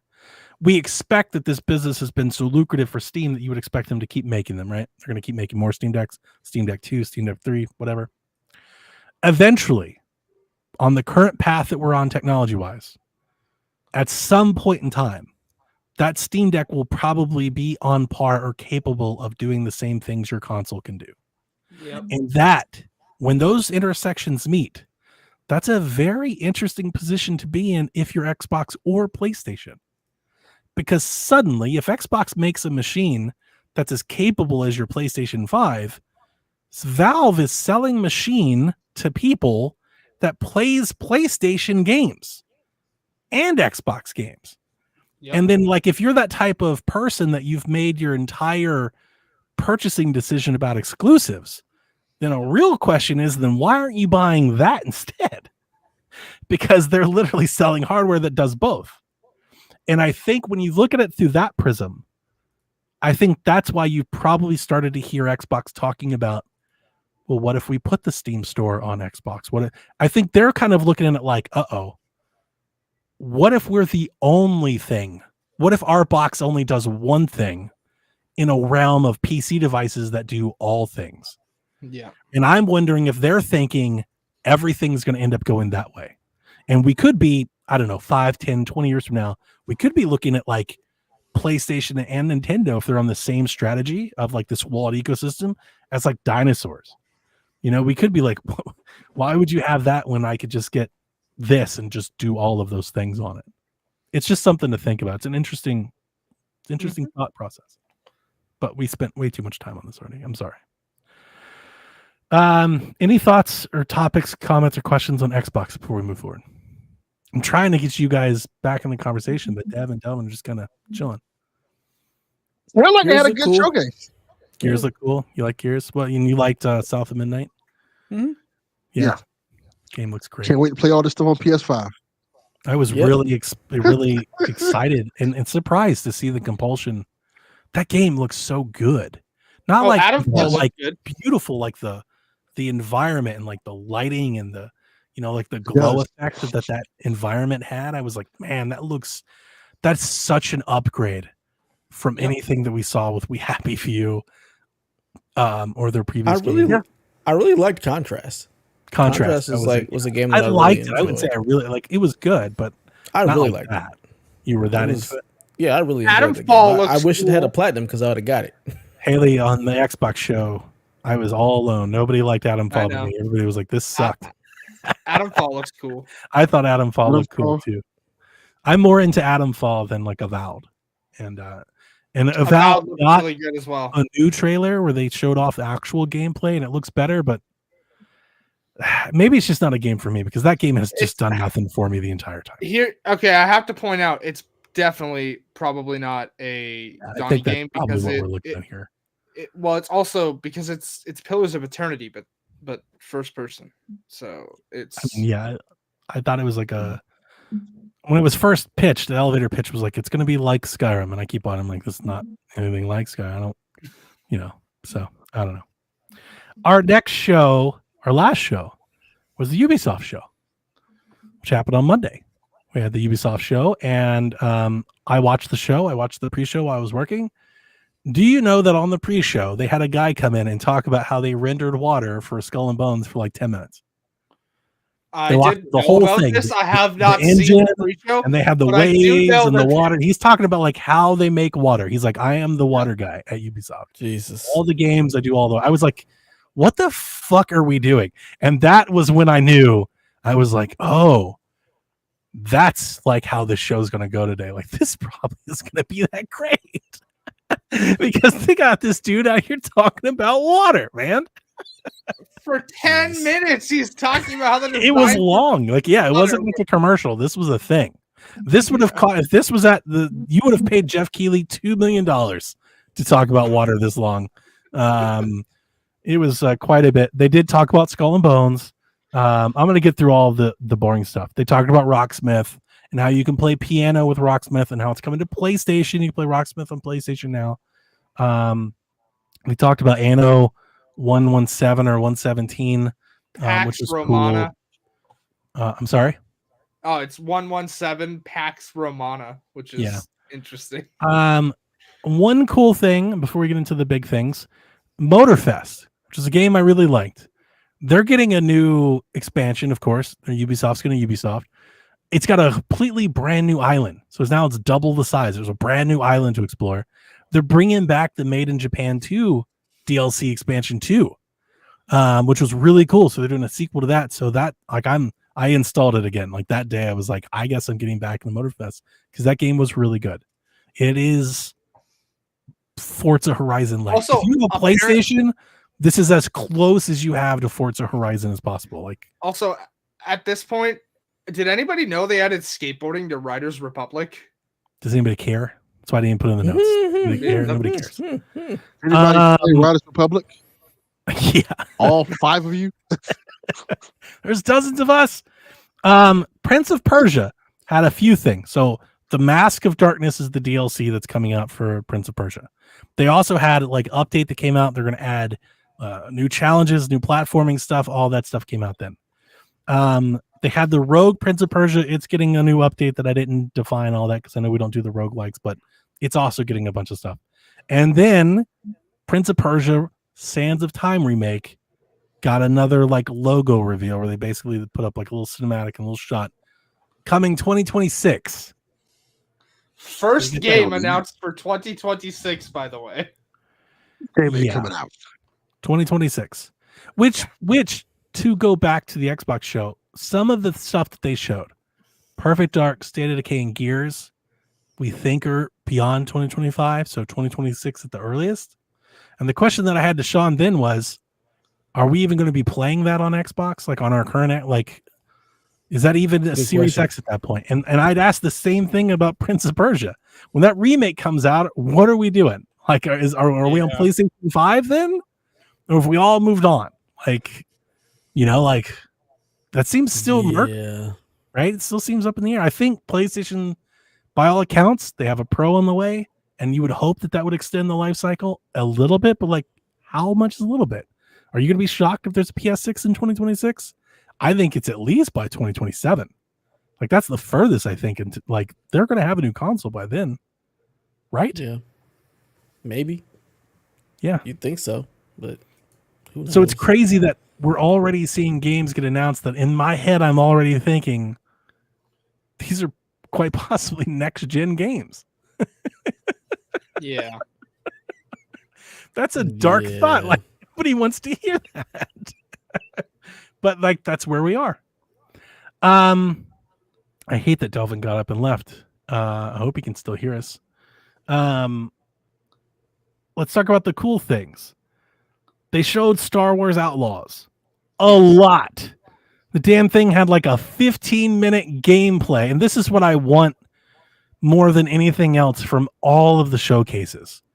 Like, I kind of miss it. Like, the old man is coming out of me with these showcases now, that we just keep getting these cut scenes and filters and like snapshots of characters. Like, can somebody just sit down and play the fucking game? Can I just get somebody to play the game and not like talk about it like with different snots? Like, I don't want the doctored up version. Quit trying to present it to me. I always go back to the God of War. Want to see somebody pick up a controller, move the sticks, and see a character move. Like, just show me what the game is. Ubisoft did that in spades in this thing. Now, the showcase overall was pretty light. They didn't bring a lot of games. They didn't make a lot of new announcements, but it was carried on the back of Assassin's Creed Shadows and Star Wars Outlaws that got extended gameplay demonstrations. And in this trailer, we got to see dogfighting in space, which is 100% literally lifting Starlink Battle for Atlas and putting it in a Star Wars game. It is just Starlink. You get to fly around and shoot everybody. You get to fly to the planet, down through the atmosphere, and land on the surface just like you did in Starlink. I was like, holy shit, Starlink is back. That's awesome. And they showed this really great gameplay demonstration of like stealthing around a village, to finding things through different combat. Star Wars Outlaws, I think, looks great. There's been mixed reactions to people that actually got to play it. But I'm actually surprised to tell you that I am like stoked to play a fucking Star Wars game. I can't wait. It looks really good. I mean, I know, right? Donnie's excited. I know you're gonna play it on PC, but you'll have 3 days early access on PS5. Nah, I'm gonna play it on PC. Got to get the Ubisoft Plus. The Ubisoft Plus. No, we get the gold version Plus anyway. Yeah. We'll have it too. But yeah, it looks Star Wars Uncharted. Yep. Like a lot of people are like, this is the Uncharted Star Wars game you've always wanted, and that's exactly what it looks like. They are eating EA's lunch.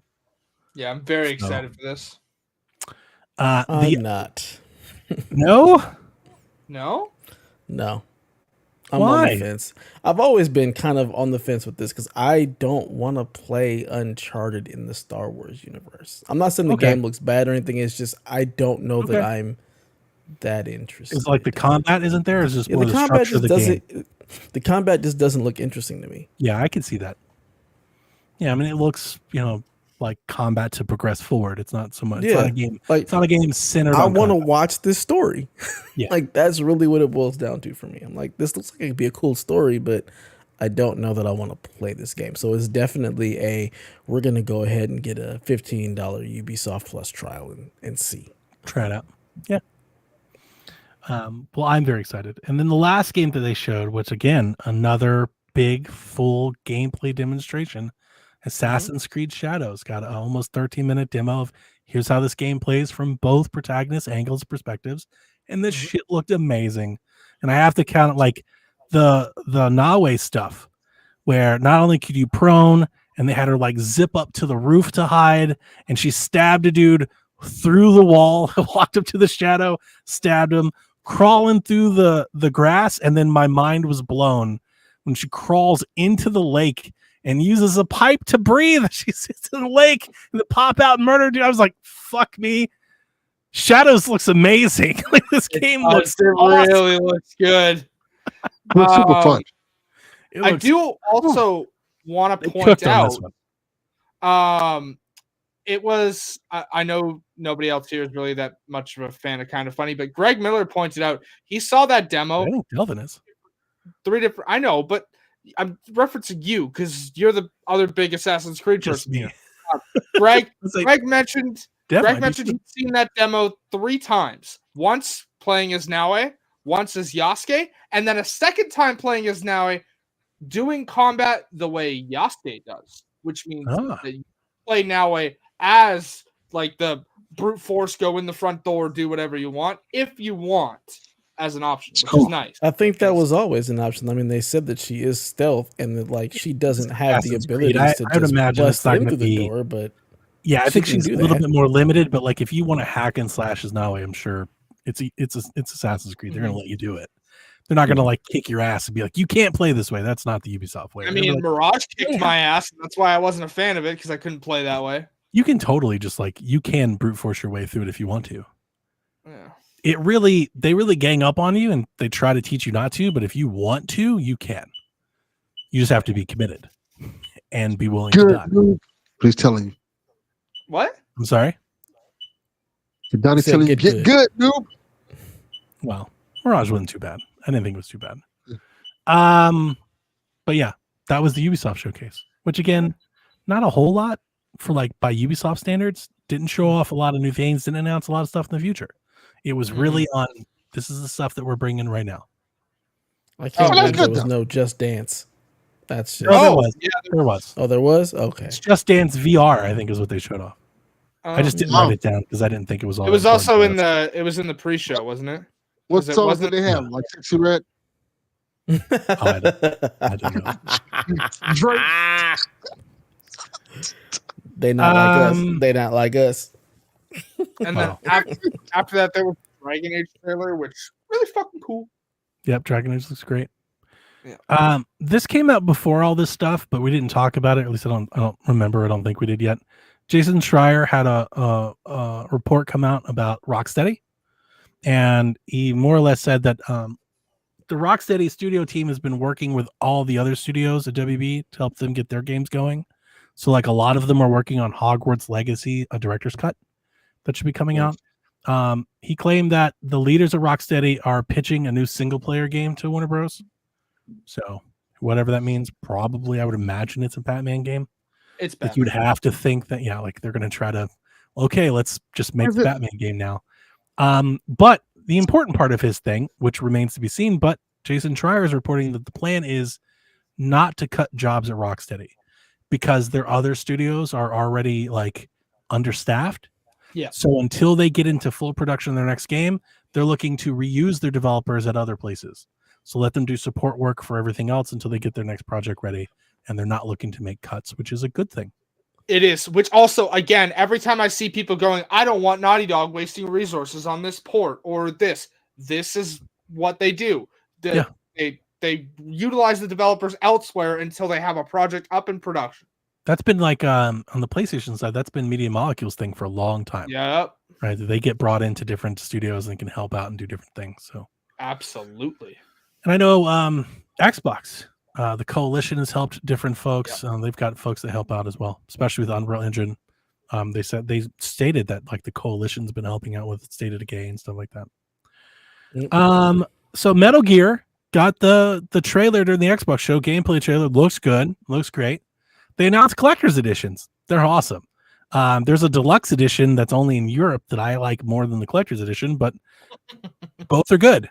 Guess what they didn't announce and still have yet to announce? A date. Release date. Nobody fucking knows when the game's coming out, and they're like being cagey as fuck. They won't answer any questions about it. Like, and they have like a blog post every day.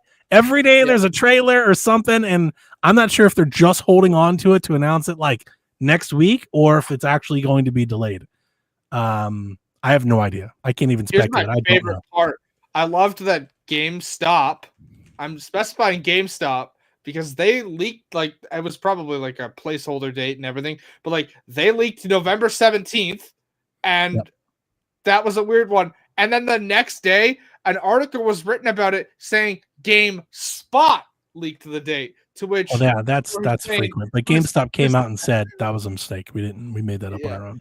But I'm laughing because Timur's tweet was after they tweeted that GameSpot had leaked it. Timur Hussein, who's editor in chief there, was like, "No, the fuck we did not. I do not need Konami's lawyers on my ass."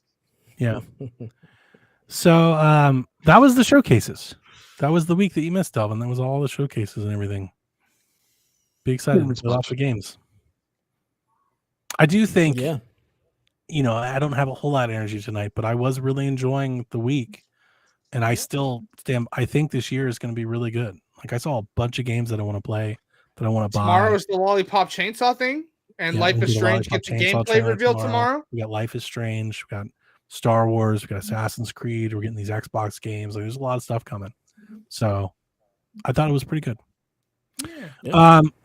The big rumor that's going around right now is there was a third-party app that was using the API to connect to the Epic Games Store. Just like SteamDB does, they made an Epic DB. And when they did that, it uncovered a bunch of games that have yet to be announced. Now, I say this with a caveat. The validity of these games are still somewhat in question. Some of them seem pretty on the nose. Other ones are like code names. Some of them are listed for like the developers that don't even count. So like they're probably just mistakes. So as with all rumors, take everything you hear with a grain of salt. Mm-hmm. However, Epic immediately killed their API and shut this app down, like within hours of this coming out. So like some of it's real. I guarantee you some of it's real for sure.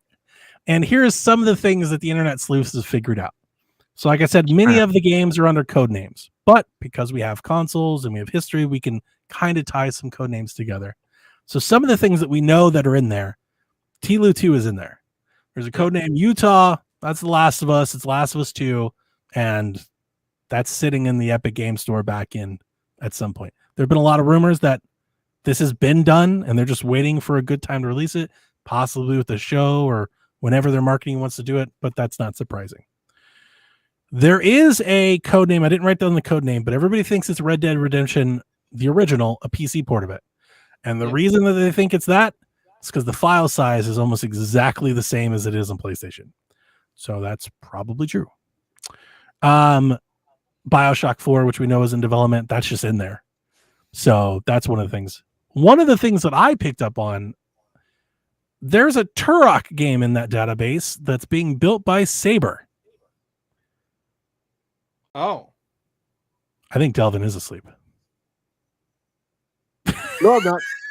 I should have. I got nothing. I got a stone face. Nothing for Turok. Saber Interactive making the Turok game. It can't be a remaster. They done remastered all the Turok games, right? I think so. So it'd have to be a new one or like a portable one, I guess, maybe. But like I would think a new one. So that's interesting. There are other code names in there, and I didn't write down all of the. I'll save you the math. If you care, go to the Reddit, go to the Games and Leaks, go figure it out. You can see all the math and people have showed their work. But based on the code names and other things, they think that Rise of the Ronin is in there, the new Streets of Rage, Final Fantasy 16 port.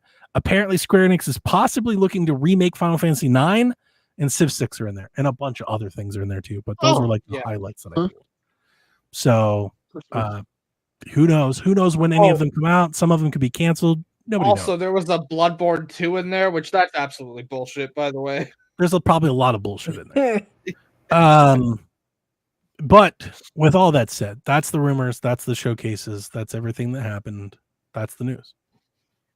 Sweet. Big week. Lots of games. And yes, Donnie, it comes across very much that even though you don't have all the energy, you're very excited for everything that you saw. And Kind of like your, Game of Christmas. Lots of stuff announced. So It was fun. It was fun. I Please do be excited. enjoy it being condensed versus the years past where it being all fucking summer long. where it's all having it all in 1 week and having the press be able to go hands on, which means that they could write their features and the previews, like having it all at the same time was nice, and it did make it feel more exciting than I think it would be on its own. Yeah. I think. Sweet. All right. Rude Days. Got a scoring update. He said Devin and a Delvin who looked suspiciously like TPR got the underwrite on the Xbox rumors narrowly, as we did get a Fable and a Perfect Dark trailer, but missing the Gears trilogy with the new Gears, and the handheld announcement was unfortunately not at the event. Everyone got the override on Destiny to the final shape, so right now the score is the Tribal Chief, Donnie, with 32, the up-and-comer Devin with 25, and Delvin with the League of PSVG Super Friends also at 25. So, yeah, it's close. It's close. Delvin and friends gonna have to like cut a We Are the World 2 or something. Yeah. He says also, for those who I know are very much still interested, the Devin Invitational midseason tournament is all tied at 2. I don't even know what we're doing with that. Like, is it Just over like a with? good Lakers fan when the midseason bow out early. Yeah, so we do. Speaking of which, Boston, they won. Fuck again without KP. Yeah, dude, we're toast. They were up. I think. If 2 we were points. we were buying this Mavs hype. So Boston was up with 3 minutes left, and Luka fouled out. Kyrie hit a shot to make it within 1, and then Dallas just kind of imploded, and Boston ran away with it. We were blinded by our hatred for Boston. I'm not blinded. I still fuck Boston. I'll never root for them. I always want them to lose. Anytime anybody's going against Boston, I'm rooting against them. I don't care. Yeah, I mean, I definitely wasn't rooting for them, but I thought they were the better team. But I wanted to believe.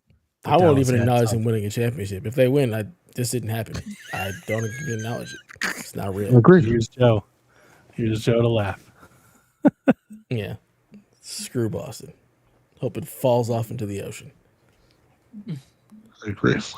Yeah. So right now we've got an over under 78.5 for Flintlock, The Siege of Dawn. The studio behind this game, A44 Games. Their last game was Ashen, which got a 78 on Metacritic.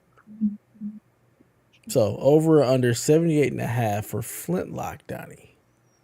I always got to pick first, huh? Yeah, because you're up by 30,000 points. This is the one I'm kind of wishy-washy on. I think it's a really good line. I could see people giving it a higher score because it's like a lesser known thing. I think if they were grading it like comparative to other games, I think it would be under. So I'm going to take the under. Yeah. I also am going to go with the under. It feels like it's it's a new franchise, solid 7. Like that's where I see it. I was going to go with I under. think If it does good, more like a 70 than a 79. Under. Yes. Yeah. Well, I won't lose a point. Everybody taking the under? Yep. Yes. It should be like a 98. Okay. Yeah. I know, right? Crazy. All right. So over under 80.5 for the return of EA College Football.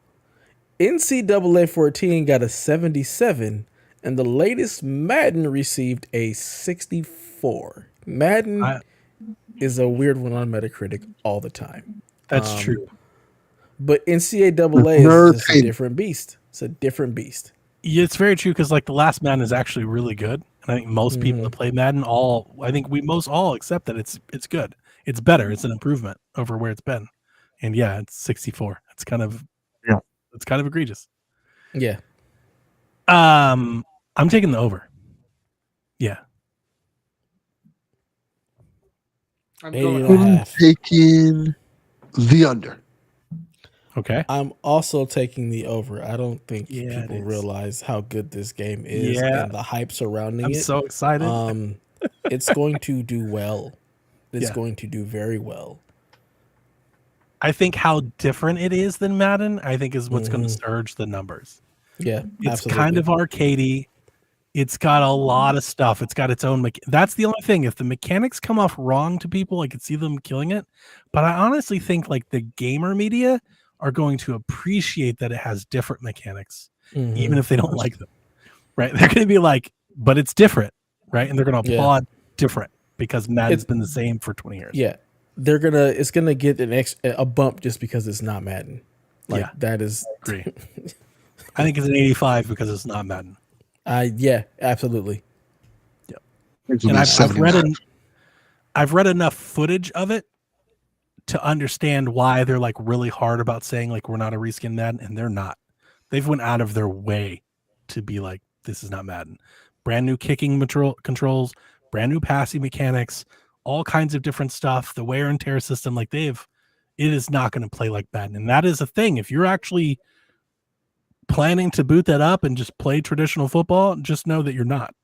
It's not even going to play like NCAA 14. It's different. It's its own thing. Yep. I think there's going to be like an adjustment period to it. All right. It's question time. I feel like we did this last week. Did we answer TPR's Godzilla -1 question? It was still here when I started doing the notes, so I don't know. Like last week on the show, you didn't ask his question because he was here. Oh, that's right. So maybe we saved it for Delvin. So TPR says Godzilla -1 just appeared out of nowhere on Netflix the other day, and he was pumped because he missed it in theaters. Same. What are some of your favorite or best shadow drop memories, whether it be movies, games, or other media? It's a great question.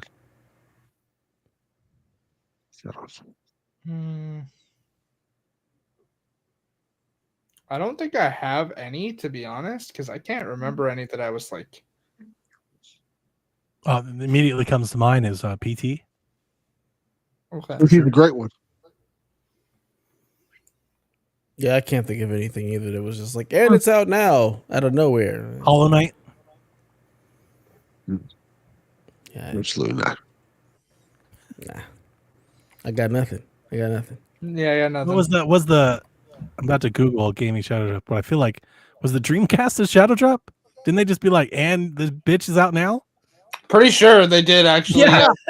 Like the shadow drop of all shadow drops. So like, this is a Dreamcast, and people are like, "That's cool," and they're like, "And you can buy it today." Oh, hold on. It might have been as Dev said, it might have been the Saturn. I know it was one of these Sega consoles, but yeah, I know one of them just got like, the shit is here.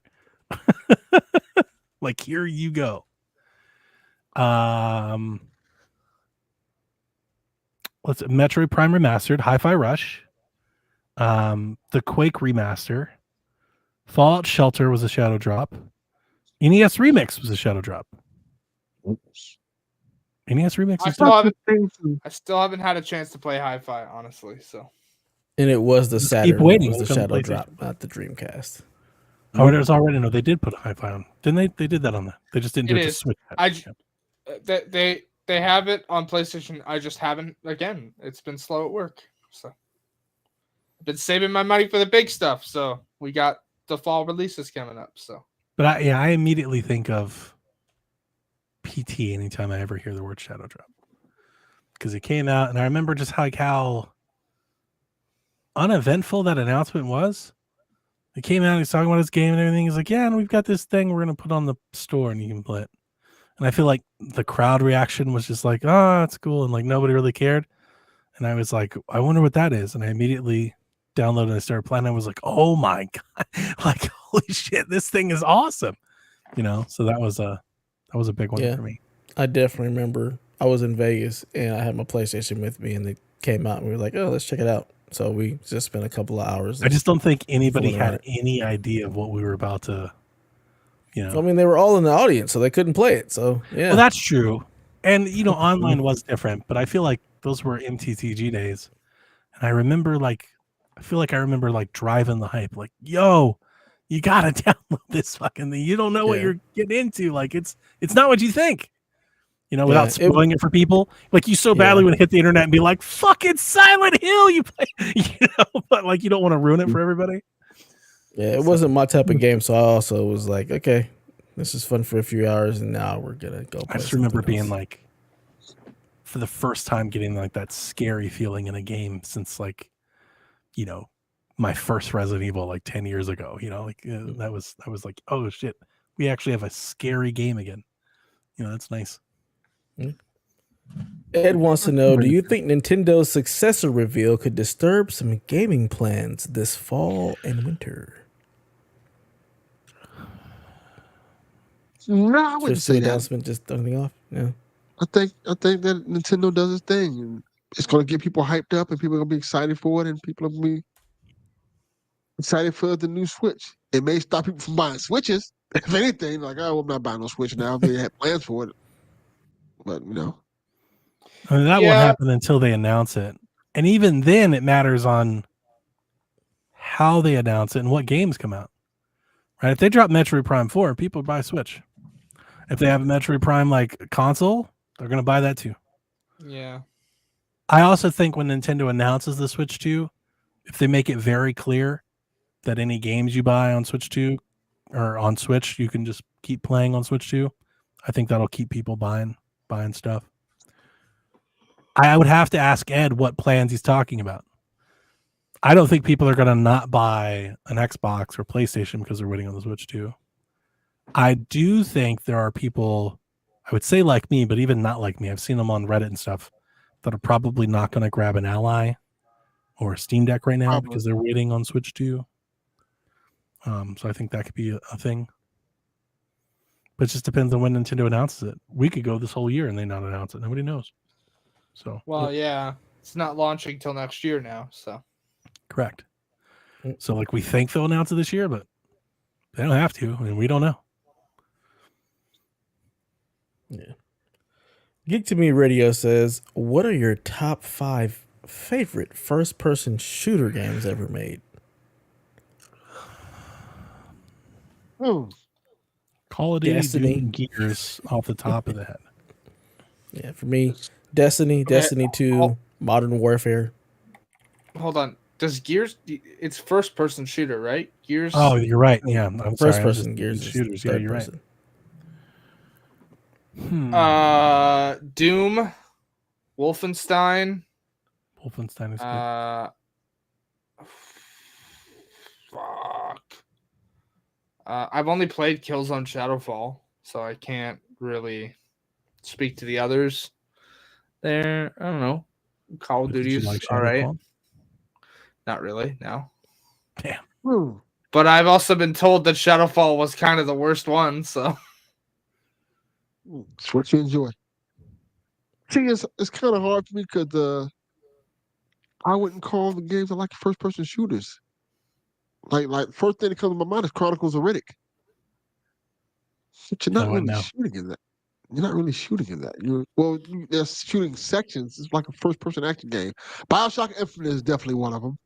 Oh, BioShock's good. Oh yeah, BioShock Infinite for sure. Yep. BioShock Infinite. What's another good one I like a lot? Avatar. BioShock Infinite. It's your shit. Absolutely not. Welcome back. Fuck off. Dude, when they showed that expansion, I was like, they're still making content for that? They can shove that expansion up their ass by playing that garbage. I think when I was first person shooters, I'm with my Chronicles. So BioShock Infinite, Chronicles of Riddick. What's other 3 more good ones? You know what? Call of Duty Modern Warfare. That's 3.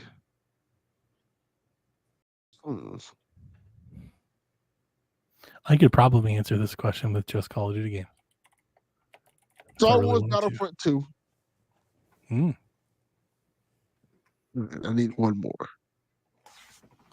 You don't need one more. You can just leave it at 4 if you want. I only gave 3. You know what? It's not a first-person shooter at all. It's a first-person survival horror game. See, I was gonna say Dying Light, but I didn't do a whole lot of shooting in Dying Light. So I don't do shooting in Dying Light either. I like that's first Dying person. Light is a fucking melee game for me, buddy. Yeah. Slice it and dice it. All the ones I like are like first person, like horror melee games, like Resident Evil, 7, 8. So I'm gonna go Cyberpunk. Oh, That's a Cyberpunk. good one. Cyberpunk. I'm gonna go Spec Ops: The Line, That's not first Call person. of Duty Infinite Warfare. Okay, but Spec Ops: The Line is not first person. It's Is third it not? person. It's third No, person. that's third person. You're 100% right. third person. I haven't played that game in so long. I just wanted Can to you like, even play it pull now? something Because out. they delisted On it. PC. Yes, you can. PC. Yeah. As the last time I played it right when I first got my Ally. So it's been a minute. That's what I play it on. Yeah, it's really good. Okay, so scratch that. So Cyberpunk. I'll go Wolfenstein 2. Call of Duty Infinite. I'll do Dusk. Okay. I really like that game. Everybody should play Dusk on PlayStation, Xbox, PC.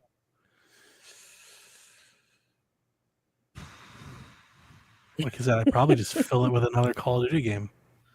Call of Duty. I like Modern Warfare 2. That's my Modern Warfare 2. Like none of the other ones. Just 2. Yeah. Yeah. Oh, what was that other game back then?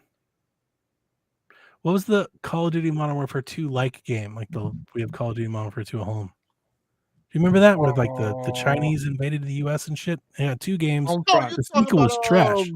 Homefront. Homefront. Let me choose that one. I loved the first Homefront. Loved that game back in the day. That shit was awesome. AKA Red Dawn. Yeah, it's basically just Red Dawn. Perfect. That's what Modern Warfare 2 is. Red Dawn 2. I mean, that's what all of the original Modern Warfare is just Red Dawn, basically. After the first one, it's basically like, oh yeah, we're fighting on home turf. Yeah, by the way, new Call of Duty looks awesome. Definitely everybody should play it. Looks good. It looks very good. I still haven't had a chance to play MW3, so I gotta play Spec Ops Line again. I can't remember. I thought it was first person. I was almost sure of it. nope. That's Third how long person it's cover been. based shooter. No, you're right. Correct. I thought the same thing about Gears. Because so often it's just shooters. They just play shooters. Yep. I love that nobody said Halo. It's great. Yeah, I've never been a I Halo love it. guy. Just warms my heart. I've never been a Halo guy. Even when Halo was cool, I was never. The only into it. Halo I put extensive time into is Infinite, and that's mostly just playing the multiplayer with Sean. I've beaten a couple of them, either with friends or by myself. But yeah, I mean, shooting is fine, but I've never liked the rest of the game. Like the arenas, and I hate the vehicles, and it's not my. The reality is, you guys really don't like first person shooters. That's what it really boils down to. Like you guys were picking third person. No, I love Wolfenstein. I just beat it. All the stuff that you really picked was third person games. Like when the things that came to your mind were third person. Well, I was just thinking my favorite shooters first. Delvin was picking action Call of games. Duty. I thought Cyberpunk. Also, Cyberpunk, hold on. I wouldn't even say it's really a first-person I wouldn't shooter. say it's a first person It's an shooter. action It's an game. RPG. It's an action RPG. It's Oh, more- hang on. I didn't even mention Far Cry. What the fuck am I doing? Far Cry 5 and 6. Yeah. Far Cry. But I 1, played 2, 3, Cyberpunk the 4. first time. I played it like I played Far Cry. It was a Far Cry game for me the first time. I forgot about Far Cry. Yeah, you're correct. So you can argue all you want. I played that motherfucker like a first person shooter. 100% I did. Yeah, I that's kicked fine. the fucking door in and started blasting everything with boomsticks. So anyway, I started blasting. That's it. Fucking. But yeah, I completely forgot about Far Cry until you said that. And like, yeah, Far Cry should have come first in mind. I love It's hard Far to Cry remember them 5. all. It's hard to remember them all. And then, like, I'm not sure if I'm getting old or if it's just the drink or whatever. We get these questions, and like somebody's like, "Name me your fight," and I'm like, suddenly I can't remember anything I've ever played. I'm like, blah, blah, blah. It's like I've played 10,000 video games. Suddenly I can't come up with 2 of them. Like I don't know. That's what happens. Yeah. Age, it's wonderful. Just forget all the stuff you've done. Yeah. Child the Pug wants to know. Fuck you, Catapug. There we go. There it is. What are some of your favorite Jerry West moments? Delvin, We're not. tell us the stories of your childhood. Right. We're not that old Delvin is. No. Yeah. He played He won basketball the with him logo. in grade school. Who's Jerry West? They went to the AAU team together. Who is this person? I the logo. Yeah, he's the He is logo. the You mean logo. who's Jerry West? He's an icon. What are you talking about? I don't Jerry watch West. sports. Doesn't matter. Basketball player. It's That's still what it no. was. You've seen the NBA logo, right? That's Jerry West. He's literally, that's why he's called the logo. He's literally the logo. My favorite Okay. Jerry West memory is when they tried to change the logo to Kobe Bryant. That's so bad. Don't say that. Dang. Damn, y'all doing wrong. He died today. Show him some damn slack. You fuck. No. Yeah. People die every day. All right. I don't know Jerry West. If I got anybody nothing should know for that, him. I should know that. Oh, Bingo. that's okay. Well, then I will stand for Jerry West. Jerry West is an icon and one of the most influential people in the game of basketball of all time. Yes. In fact, he will go into the Hall of Fame this year as a contributor, meaning that he will be a 3-time Hall of Fame inductee to the NBA. Once as a player, where he won multiple titles and went to like fucking like obscene like 10 finals. He's the Lost, only like, person bunch in a to row. win the MVP as a loser. As a loser, yeah. Like that's how good Jerry West was. His team went to the finals and his team lost, and they still gave him the trophy because he was that much better than everybody else. They always lost. Is that a good thing? Yeah. Yeah, it is. Go- How many something. hang on. When you say that, how many people idolize Carmelo or AI? I'd still say the same thing. I don't want to get you the would. MVP if I lost. That's how good he was. He also won. He did get over the hump. He did win. But he also might be the greatest architect of basketball teams of all time. He created the Showtime Lakers. He got Shaq to come to LA. He traded up and drafted for Kobe. He went to Memphis and put them in the playoffs his first year. He went to Golden State and won 2 titles as an executive. He is like literally like almost everything he touched as a general manager or a front office person literally turned to gold. He went to like everywhere and won. He was winning at everywhere. Everywhere he went to, he made dynasties. He made up for losing 8 times in the finals. He has like I don't know what it is, but he has like 12 rings. Like it's obscene. Like if you count all of his rings as a player and an executive, he only has one as a player. Right. Right. But how many does he have as a GM or executive? Isn't it like 8 or 9? He has a shit ton. So we should not make Jordan the logo then. I don't think they're gonna, and that's the second part. Like, will there ever be another player to replace Jerry West on the logo? Like, what's the point? There's no reason to replace the logo. The logo is the logo. It's fine. There's no need to change it. It's perfect. I'm a traditionalist, and I like that logo. That logo has a lot of staying power. Now, I wasn't against them changing it for Kobe, and if you were going to change it, I like the Kobe silhouette. I wouldn't change it as much as I would say you introduce a secondary logo that you use for the mid-season tournament or like international player. Like you could do something like that. But leave the goddamn logo alone. I would leave it alone. Like you don't mess with tradition. Yeah, there's no reason to change the logo. Certain things are timeless, and they lose their specialness when you fuck with it and you start changing. Like the Ducks logo in hockey when they changed it. Exactly. It's exactly my point. I didn't even know that they changed that, but when you showed it to me, I was like, "What is this shit?" And where did the Mighty Ducks go? If I didn't like hockey before, I hate it more now. Like now, I actually hate it. I root against it. I'm not going to say the offensive coming out. I was going to say so. I'm going to leave that alone. Why not? It's your first show back. Please, be all kinds of offensive. We? Yeah, who's this we? I'm not important enough to be canceled. I can't be. I don't do anything. Canceled from what? You're right. Exactly. Yeah, that's a good point. Only the 7 listen this long to the show. Right. Not going to lie. What? What? I don't want to say it. But I know you're thinking it. When they changed the Washington Redskins to the Washington team. Oh, well, the Commanders football team. This is one of the biggest outgrades of all time. That is, nobody likes the Commanders. Even the Indian people are offended by the Commander. Like, this is some bullshit. They like, I hate Put it back. We like the racist part. Like, put it back. This is terrible. Like, just be like the Braves and make a deal and let's bring it back because this is some money. This is terrible. Just give the Seminoles. Yeah. What is Cleveland called now? What are they called? That now? I don't mind as much, but it's not Chief Wahoo, but I don't mind it. We're the Guardians. I hate that shit. Why?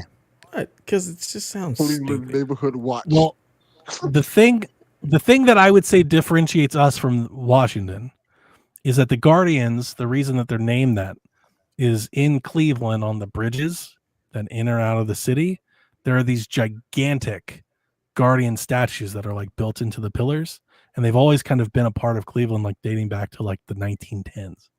So it is kind of homegrown to be called the Guardians because they're named after the Guardian statues.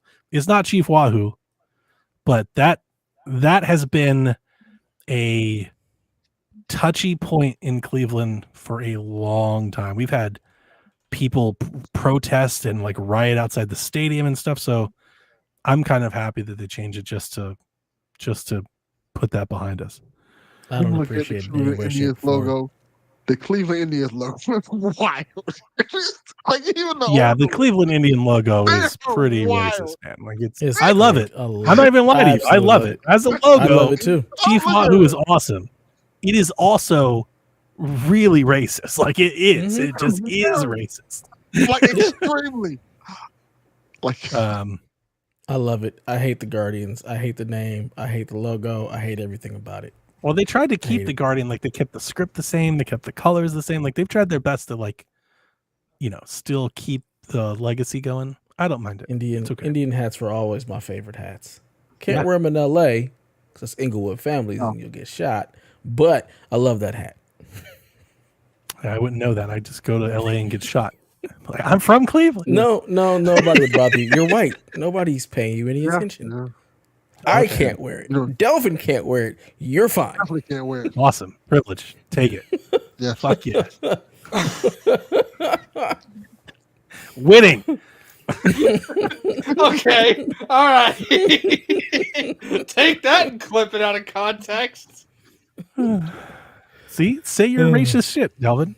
I've already paved the ground for you. They're canceling first. I'm white. I'm white. I'll be canceled. You won't. You'll be fine. Yeah, I'm fine. The Washington Redskin logo was way better. It was way better. The Commanders is one of the most boring, bland brands of a team ever. Sometimes racism just works. I told my wife that. So on TikTok. What a sentence. So on TikTok, there's a trend going around right now where there are these Asian folks. They do the kung fu fighting song. Here it is, kung, and they all do like some Tai Chi shit when they do it. And my wife saw it and she was like, "This is super racist." And I was like, "Yeah, but they're Asian. Like they're doing it, right?" I was like, "There's a difference. Racism can be fun when it's fun. Like if it's meant in a fun way. It's when it's meant in a hateful way that nobody likes it, right? Like, this is fun. It should be fun." But I don't. Chief Wahoo.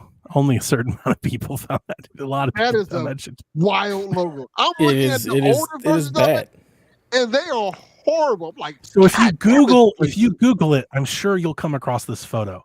There's an infamous photo that has haunted the Indians forever, where there was a protest about Chief Wahoo outside Cleveland Stadium in the 90s, where there is a white dude dressed up in all fucking Indian paint, head feathers and everything, arguing with an actual Indian that's there to protest. Oh my God. And they are like face to face yelling at each other. And I kid you not, for no other reason than that photo exists, change the name and change the logo. Like I was like, just change everything. Just change it. We got to put that, we got to bury that and move on. Just put that in the past. That's why you got to change Wahoo. It can't be, there's nothing that erases that. There's no amount of money that gets none. That. None. I'll always miss it. I'm not gonna lie. So unfortunately, Ohio's going to Ohio, and terrible logo. Yeah. So Free to Play Joe says, if Astrobot performs well sales wise, could Asobi be the studio to bring back some dormant PlayStation IPs like Sly Cooper? I mean, I would love Sly Cooper to come back. I don't know that Asobi's going to want to touch Sly because they kind of had their own identity as a platformer, to be honest. Like, Astrobot does well, they will do another Astrobot. yeah, That's what I would think. Yeah, or And do their another own thing. Astrobot. I would say their own thing. Maybe they Another could do one. something else. Astrobot karting. Let's go. Yep, that's what you'll get. Little Big Astro. You get all that. You get as much Astro Astro as Kart. you need. Astro Kart. Yeah. Astro Gun. Astro Bloodborne. Astro XCOM. You gotta get the TV Jesus. show, the cartoon show, the cereal, the Astro oatmeal. Hack and Slash. Yeah. Yeah. Astro Streets of Rage. We just keep picking Jesus. them all up and Just putting keep that doing damn bot in everything, huh? Who makes the Sly Cooper franchise? Which studio does that? Sucker Punch. No one. So like, I think No the one better is question, correct. Joe, is No one. That's too would strange. Sucker Punch want anybody else doing it? You know, that's probably the more important question. Sucker Punch went from Sly into Infamous. So. What's an upgrade? And from Infamous into Ghost of Tsushima. So yeah, Yeah, like, yeah. we're failing upwards at this point. We're not going backwards to Sly Cooper. Yeah. Astro Souls like. Imagine the response of the second person, like, we're making like Sly Cooper again. Astro Hero Shooter. It's gonna be like, yo, so get these people the fuck up out of here. Right.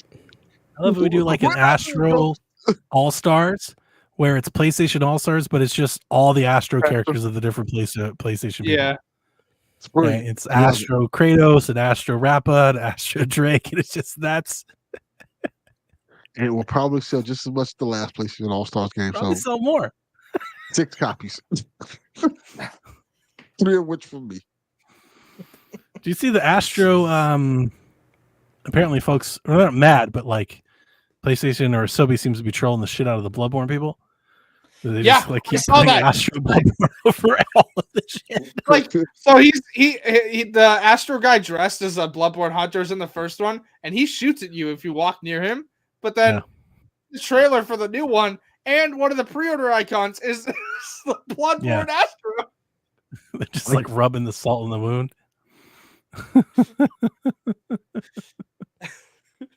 Oh, Astro. Astro and Smash. I'm gonna get an Astro tattoo. That's it. No, you won't.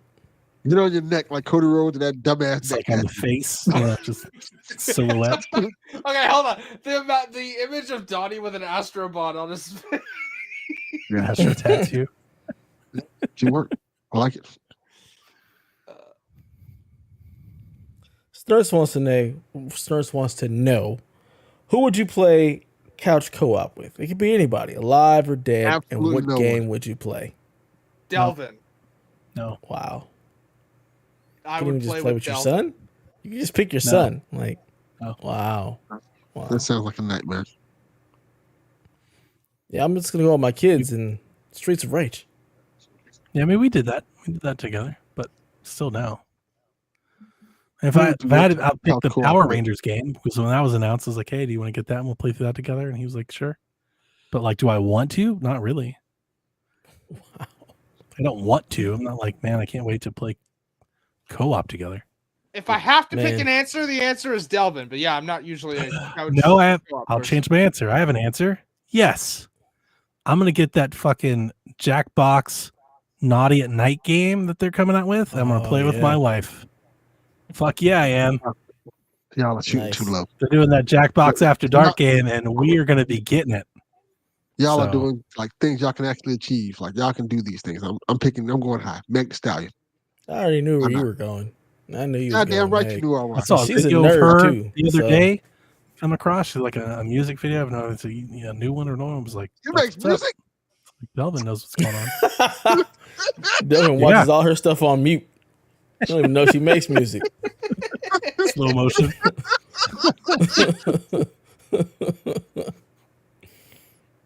Yeah.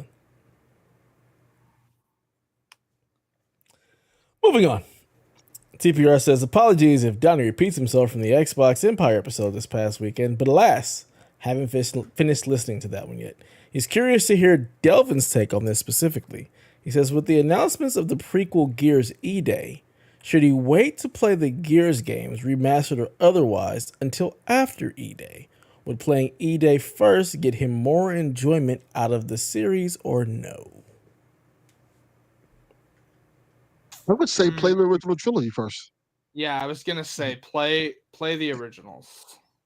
I feel like E-Day is gonna have a lot of add a lot of context to things that you've seen and little Easter eggs that's gonna lead to it, get more of enjoyment. And plus, just to get a feel if you even like the Gears of War series, you might not even like the Gears of War series. You might play one and be like, "Oh, this is trash." But I love Gears. Gears is one of my favorite series, so I would play the original Gears of War trilogy first.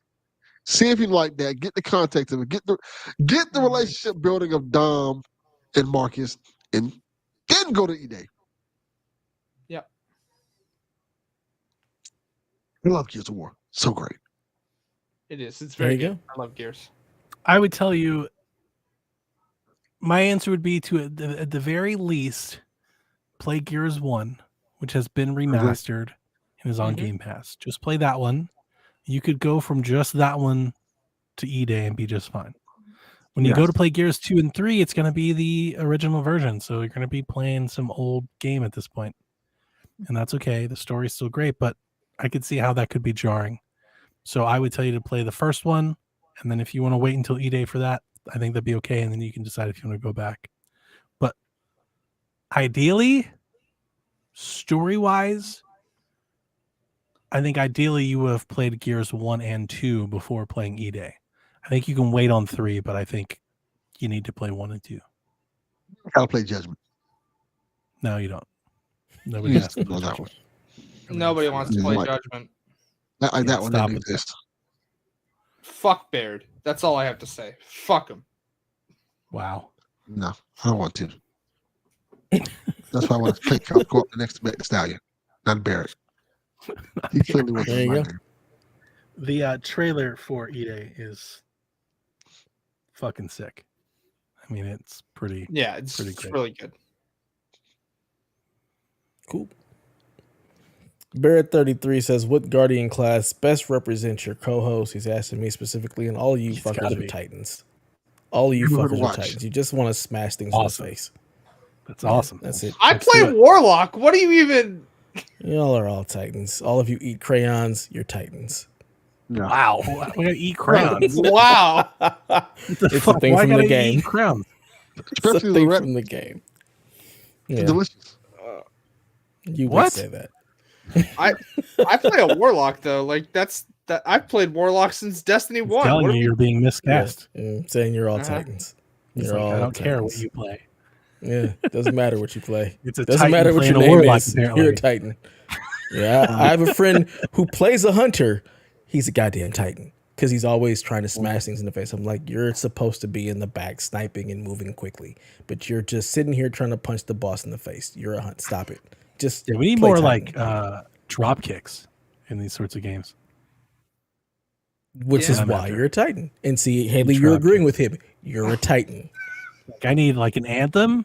If I could fucking run around in that damn Hulkbuster and just drop kick some people, game of the year, man. We just need not to play this. We just as society should decide to move on, call it a day. I mean, that's what. I mean, clearly. Yeah. But we've seen enough. We should do play one game for 20 years. Just keep playing the same damn thing every 4 months. Society should do this. Destiny is cooking. It's great. Is it really the final shape? No, not at all. It's just they've already come up with a trailer talking about the next Destiny, whatever. Yeah, it was never in it. Apparently, Luke Smith is back as community manager. The killer trapezoid. Luke Smith never left. DMG is back as community manager. Remember? Exactly. Doesn't matter. Doesn't matter. DOC. They got an album. They got an album coming. DPG is back. Fuck yeah, they're like 50. They are old as hell.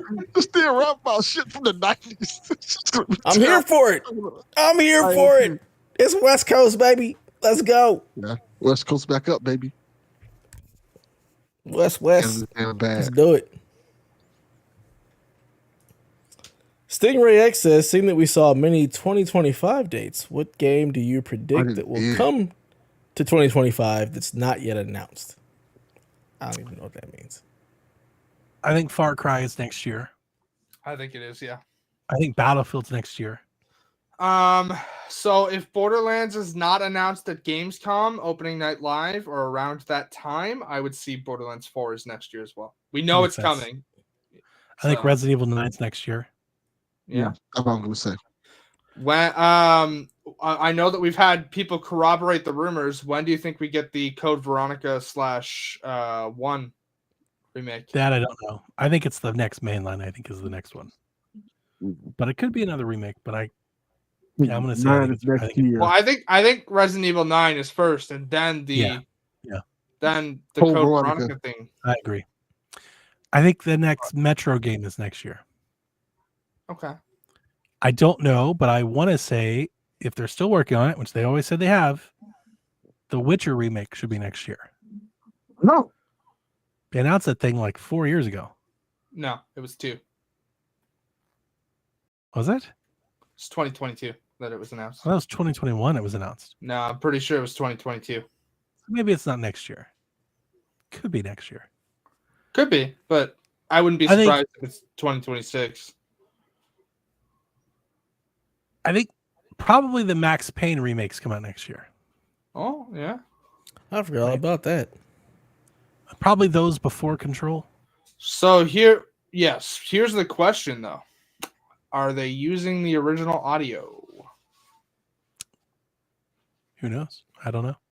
Well, the reason I ask is because he's gone now. Yeah, I don't know.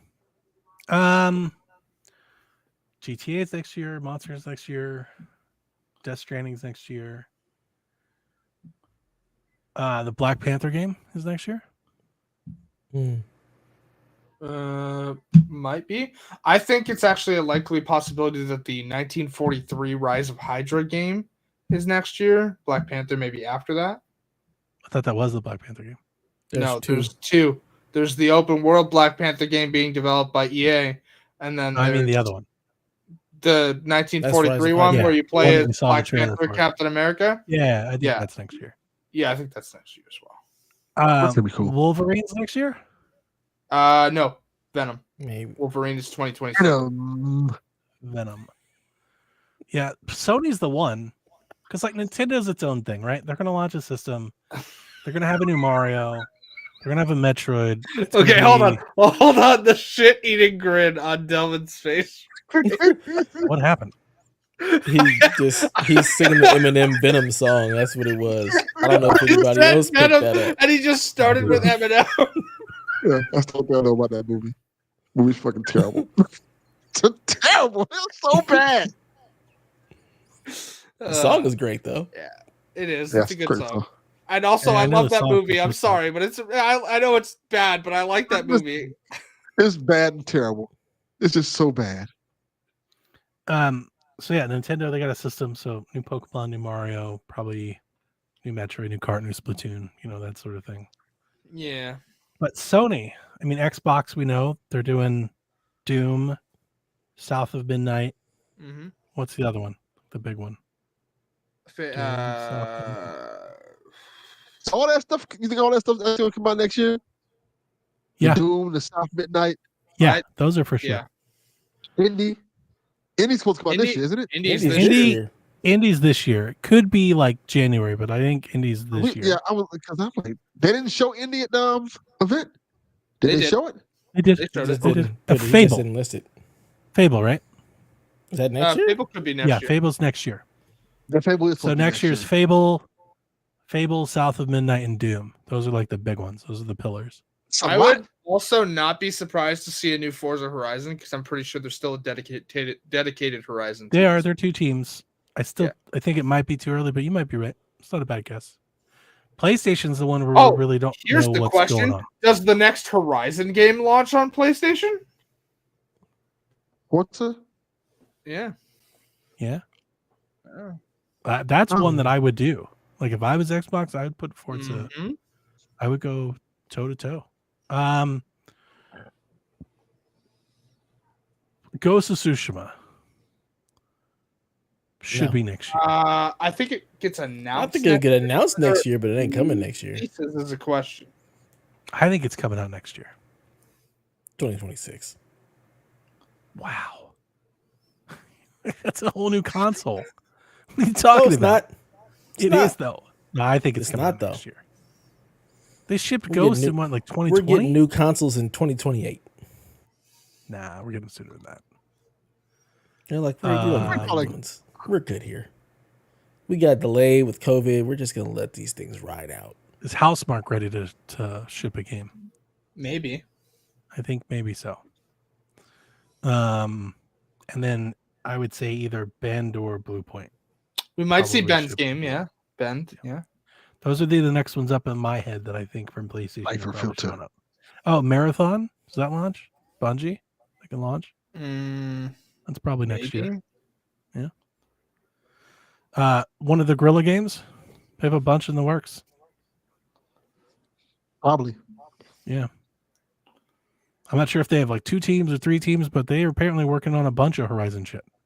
They've got a mobile game. They've got a multiplayer game. Horizon They 3. can keep Yeah. all that shit. Just give me part 3. Goddamn mobile game. Fuck out of here. A bunch more than just. I'm not Horizon gonna get Pachinko. shit. You're gonna get it. I'm not gonna They're get find shit. a way. They're gonna get it. I'm getting part 3, and that's it. The rest of it doesn't exist, like this Boston Championship. Never happened. But yeah, that in my head, that's what I'm thinking next year for things that are unannounced. I know we talked about a lot of things that are announced, so I kind of fucked up the question because I'm just thinking out loud. But the things not announced, I'm thinking Far Cry, Battlefield, Resident Evil, Max Payne, Ghost of Tsushima, a couple other exclusives from Sony, and the Nintendo stuff. It's a pretty big year. Black Panther, Captain America, 1943 or whatever. It's just called 1943 Rise of Hydra. That thing. I think that ships. And then, I mean, the big one is just GTA launch next year. I That'll be think the big yes. one. They keep saying there is, but we will see. I hope so. Daniel, listen to me, buddy. I saw Perfect that. I was Dark just waiting. Is 2+ years away, if not 3 or 4, buddy. Let it go. Like if it was coming out next year, they would have dated it. They didn't date it, which means it's not coming out next year, which means at best it's 26 and could be significantly further than that. Oh, what about the Tomb Raider game? I think it gets announced like I think it might be a little don't think it early. releases. Yeah, I'm agree with you there. I think it gets announced. It doesn't come out next year. That's not plenty of games. They showed you a trailer of gameplay. You're like, plenty of gameplay. It's not. That was a lot. I think what we saw was a vertical slice of what that game Exactly. is. It's absolutely a vertical slice. That game is. I think that game's 3 years away. Daniel's just used to mobile games. They don't really show what those games look like anyway, so he's just expecting. They Also, show this, so it's I going to be mean- something that comes out. It was very impressive. It's nice to see what they're doing. Delvin, you haven't seen the Perfect Dark trailer? No.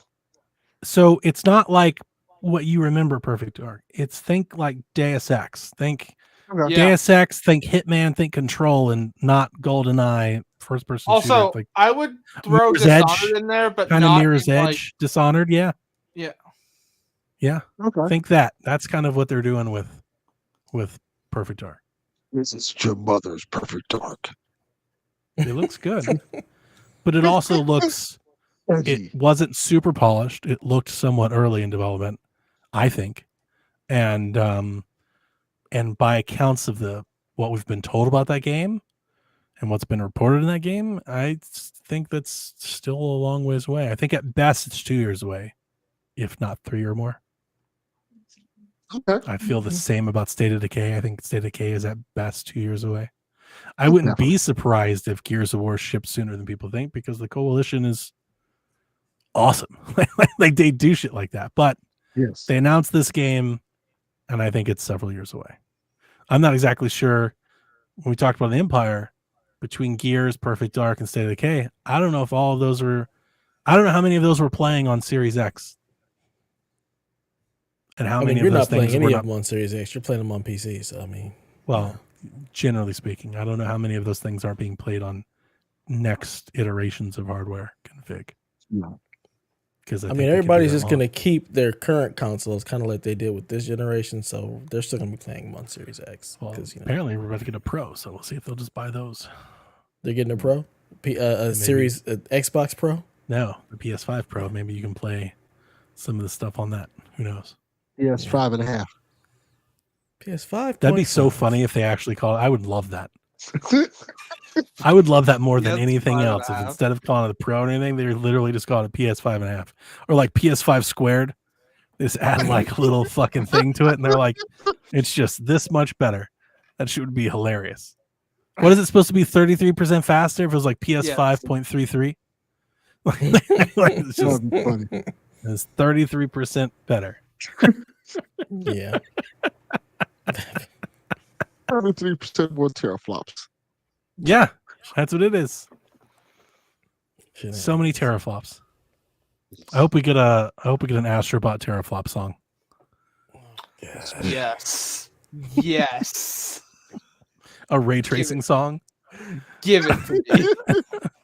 A whole, like he's walking in like a house of mirrors, and the whole song is about ray tracing, how reflective and everything is. That would be amazing. Okay, I gotta go. It's dinner time. It's time for me to get the hell out of here. That's enough of that. It's only almost 1 o'clock. That's enough. Well, thank you guys for joining us. Please, until next time, play some video games. Nobody sleeping in the middle of the bed. The middle of the bed is only where you do the business. But when everybody's ready to sleep, it's the side of the bed that can't be beat. It's the middle of the bed where lovers meet. But when it comes time to slumber, it's the edges. Ooh, ooh, ooh, the edges.